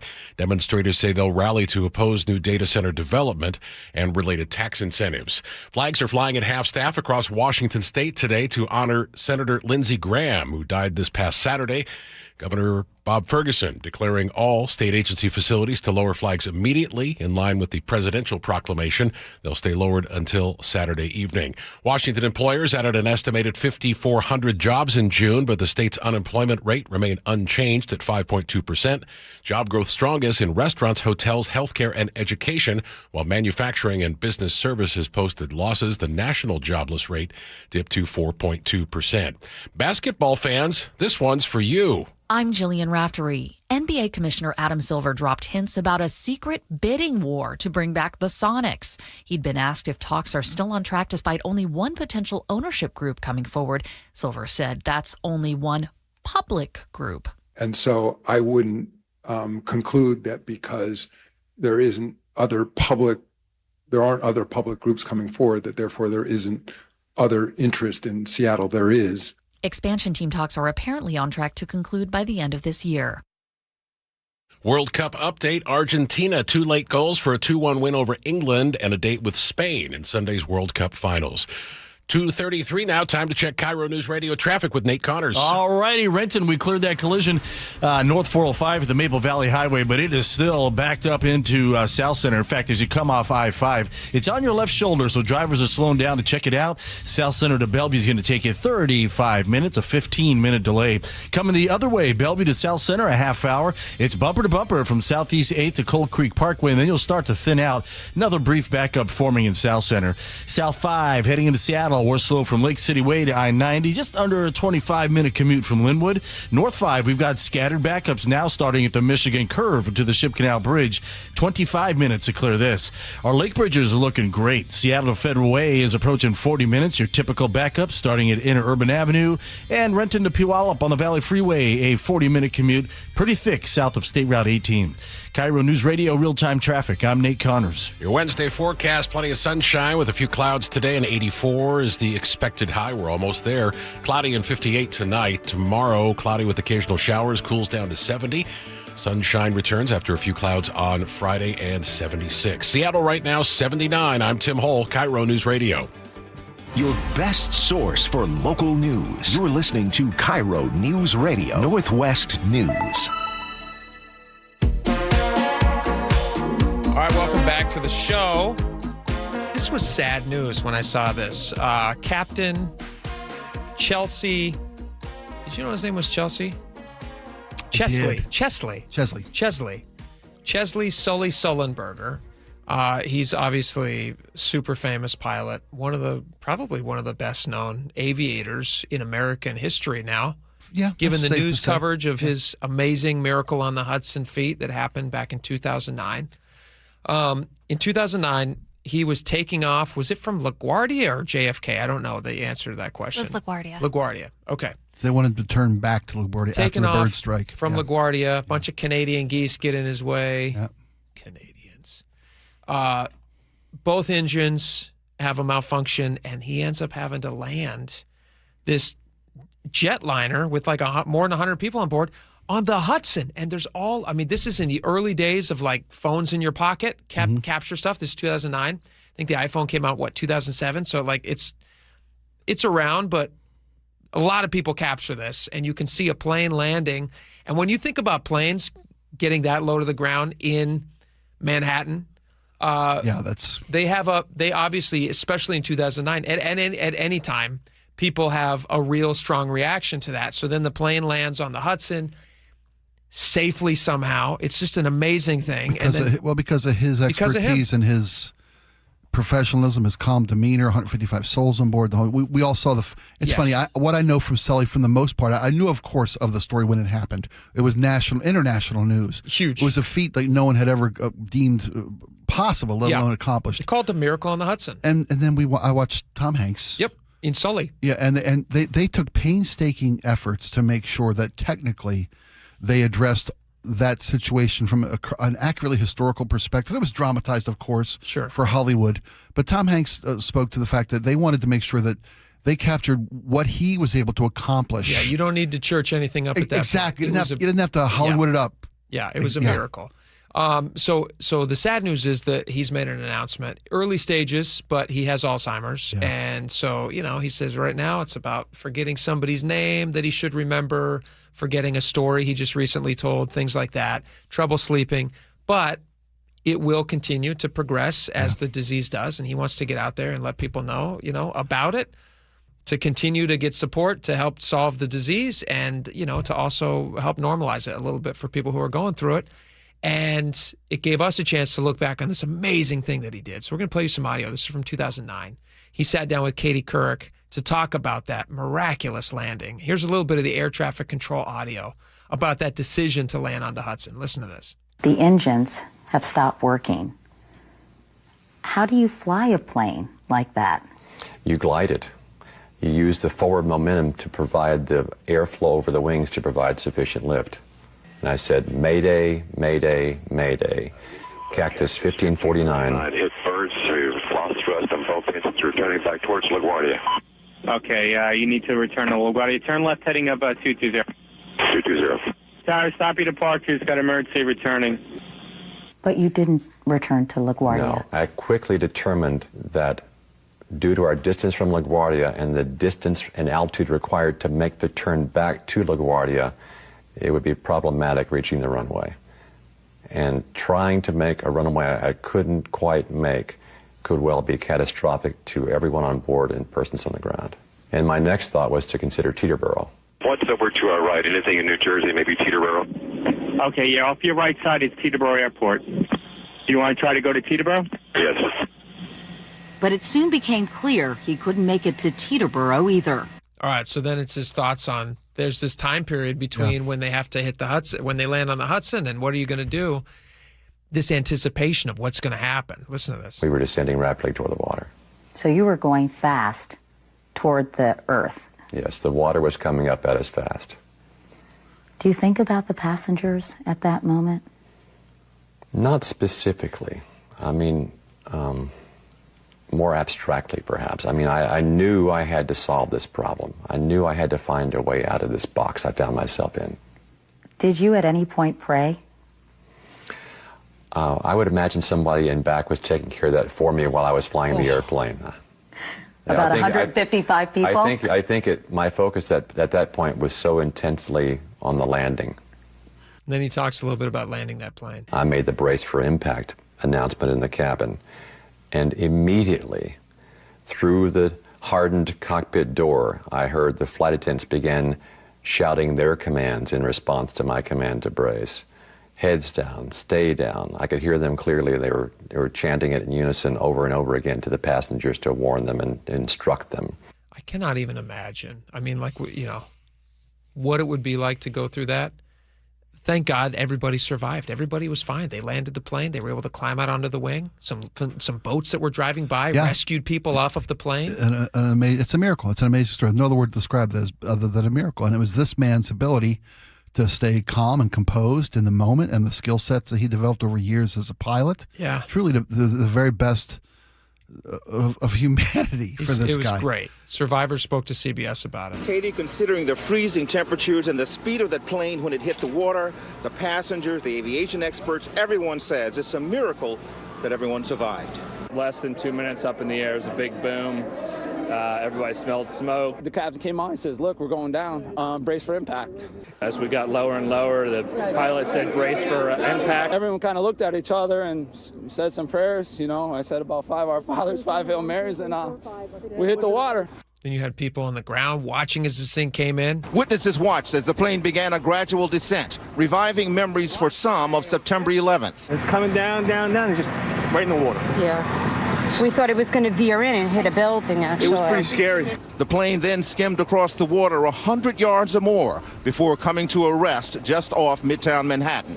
Right past the piers, and it just, no smoke, but it just landed. When it landed, threw up a whole bunch of water. Many New Yorkers could only watch from the windows of their office buildings, including CBS News. As I looked out and I saw the life rafts come out, sort of open up from the plane, I grabbed a pair of binoculars and was able to see people standing on the aircraft wings. They seemed pretty calm. It wasn't so chaotic as I would expect it to be. Nearby, commuter ferries pulled up within minutes, pulling aboard passengers and crew. Rescuers face 3 more challenges: a sinking airplane, frigid water, and strong currents pulling the jet downriver. They did a phenomenal job getting everybody out. I'll never forget watching the coverage and the footage, and then they ended up just like, they hooked the plane up to a tow, and they towed it. Well, they had to because they had to figure out what had happened. Yeah. As per the... You don't want it to sink in the river, but right. it's just amazing that to understand what caused this catastrophic event. Yeah. No pilot had ever lost both engines at such low altitude before. No pilot had ever successfully landed a plane on water. He didn't crash that plane. He landed that plane. Yeah, pretty cool. It's pretty cool. 7.2 million Americans over 65 suffer from Alzheimer's. And Captain Sullenberger is using his life's experience right now to just get that message out. I bet you that's one story he's not going to forget. Yeah. I think he's going to keep telling that story. It's a good one. He should. All right, we got a lot more coming up. We got your text messages. Last call for text messages coming up next. Stick around.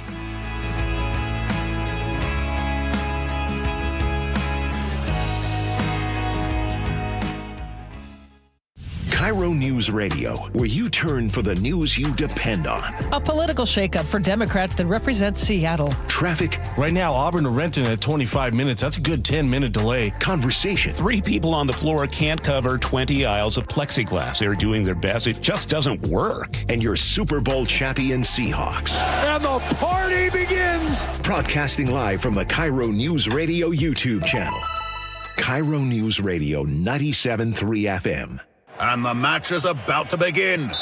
Most of the team is out with COVID-19, so there'll be some substitutes tonight. What's this? We have an unexpected guest on the field.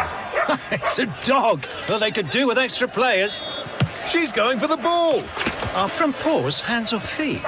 Soccer season is full of surprises, and COVID-19 could be one of them. If you test positive, prescription medications may help. Ask your doctor if they're right for you. Learn more at PfizerForAll.com. Sponsored by Pfizer. Lots of places can expose you to identity theft. Oh, no. That's why LifeLock monitors hundreds of millions of data points a second for threats to your identity, which is way more than anyone can do on their own. If we find anything suspicious, like new loans or changes to your financial accounts, we alert you right away, all through text, phone, email, or the LifeLock app.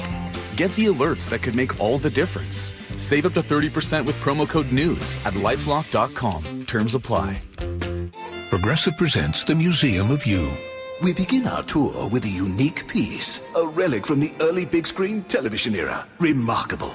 Next, we find a juicer, which historians believe has only ever been used once. And finally, compact discs from the emo era. A rare find indeed. Some things should be history, but until then, you could protect what's important to you and save by bundling your auto insurance with a renter's policy from Progressive. Progressive Casualty Insurance Company affiliates and other insurers. Not available in all states or situations. I know that hiring can be challenging. You need someone to match your role perfectly. Well, now you can meet them fast on ZipRecruiter. Build your team, build it sooner. Meet your match on ZipRecruiter. Just head to ZipRecruiter.com/free right now to try it for free. That's ZipRecruiter.com/free. Meet your match on ZipRecruiter. Try it free. Wow, Sarah, these window coverings are gorgeous. Did you guys do this yourself? No way, it's all Hunter Douglas. My local expert came to our home, brought samples, and helped us see everything in our actual light, then measured perfectly and handled the installation.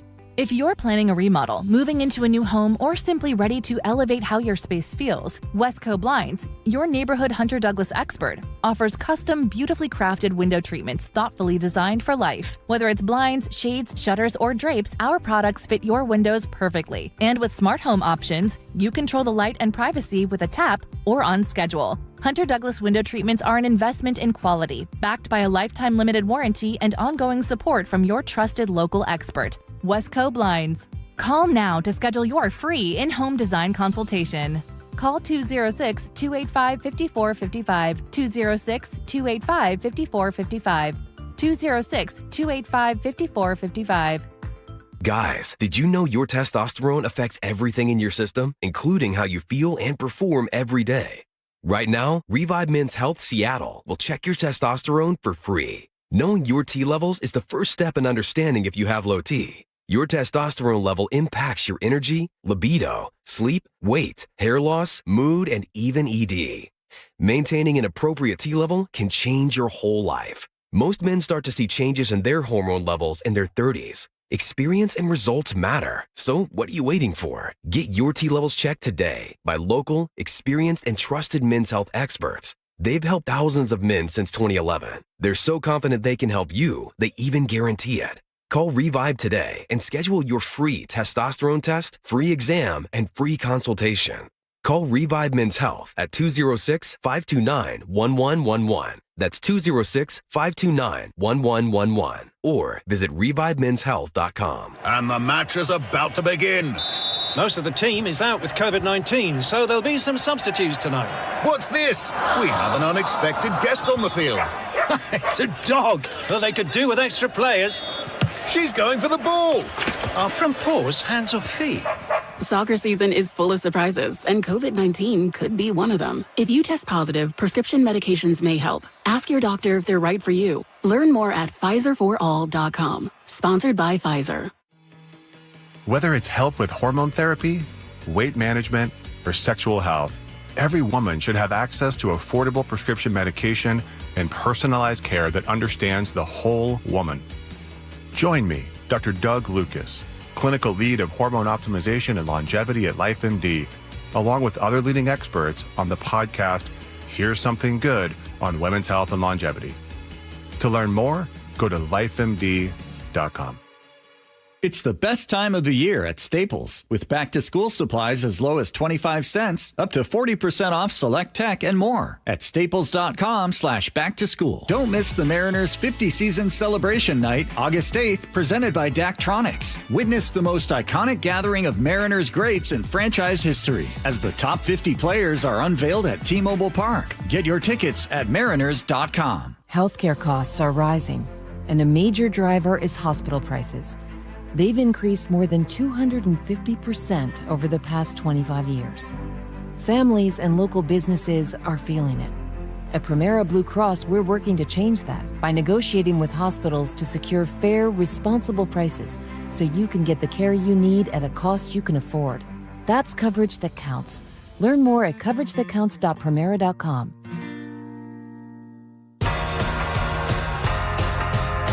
All right, welcome back to the show.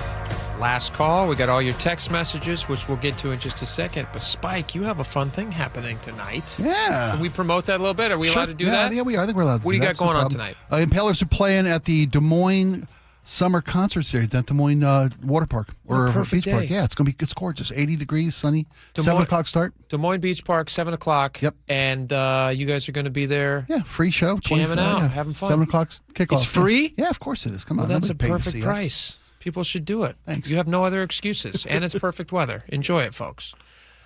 Should we get to some of these text messages? You betcha. Let's fire away. Laura, go for it. On Governor Ferguson's campaign to keep the millionaires tax, Thomas in Tacoma says, since when does the governor go out on a road show and try to persuade Washington voters to vote against a certain bill? Very interesting.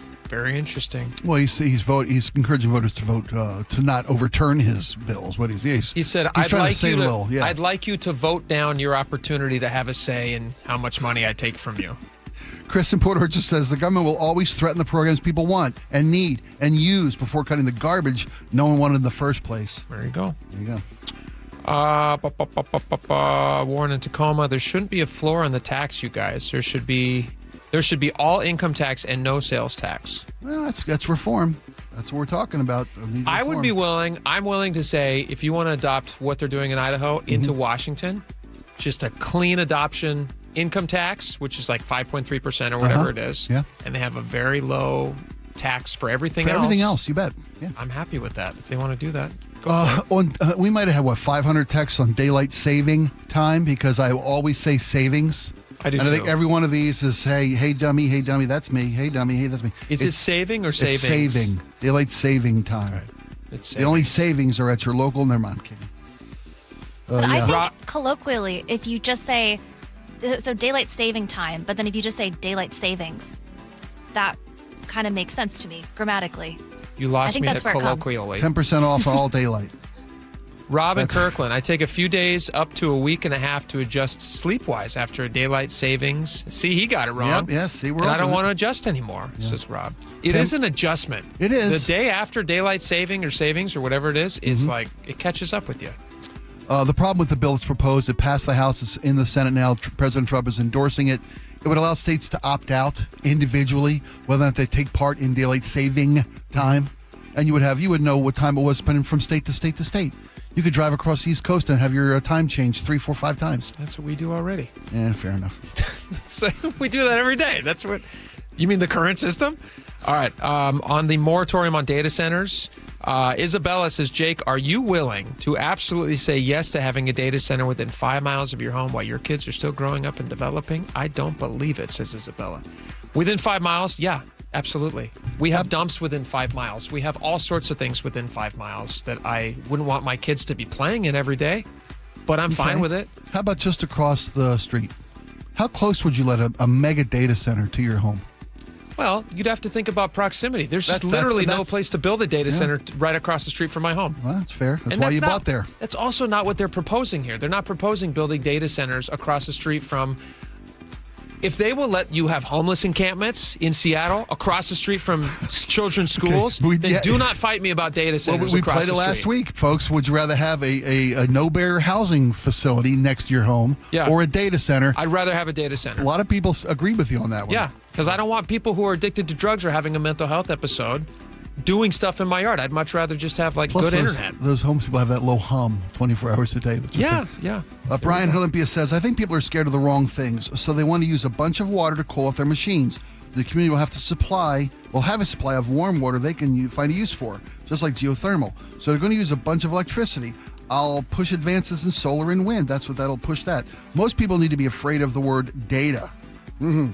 What data are they collecting and how, or for what purpose? Hear that first. Okay, that's a fair point. Collecting all your stuff. Like every time I sign into a new thing, they're always like, do you want to ask them not to track everything that you're doing? It's like, yes, why do I have to select that? That's a freaky thing. Should be the default, shouldn't it? Like I'm using a stupid app to pay a bill. They said, do you mind if they look at everything you're doing in all of the phases of your life? Do you want to give them access to your camera? Like, why do you need access to my camera? It's weird. On what you look for in buying a home, Tina and Sumner says, when purchasing a home, the one thing I look at besides all the obvious things about the house is the dynamics of the neighborhood. Are people to themselves antisocial, or are they the kind of neighbors that would do barbecues, block parties, etc.? Sounds cheesy, but I don't want a nice house on a lonely street. It's a good one. You're on this. Good time for one more. Your pick. On me eating Taco Bell, they said anybody who eats a taco pizza at Taco Bell deserves to get the diarrhea. That's not fair. Nice. That's not fair. I don't think that's very Nobody nice. deserves that. Yep, I don't think that's very nice. Everything? Did we cover everything? We got it. All right, you guys have a great day. We'll be back tomorrow. Tell a friend, bring them along, and we hope you guys have a nice sunny day. Go catch Spike's show.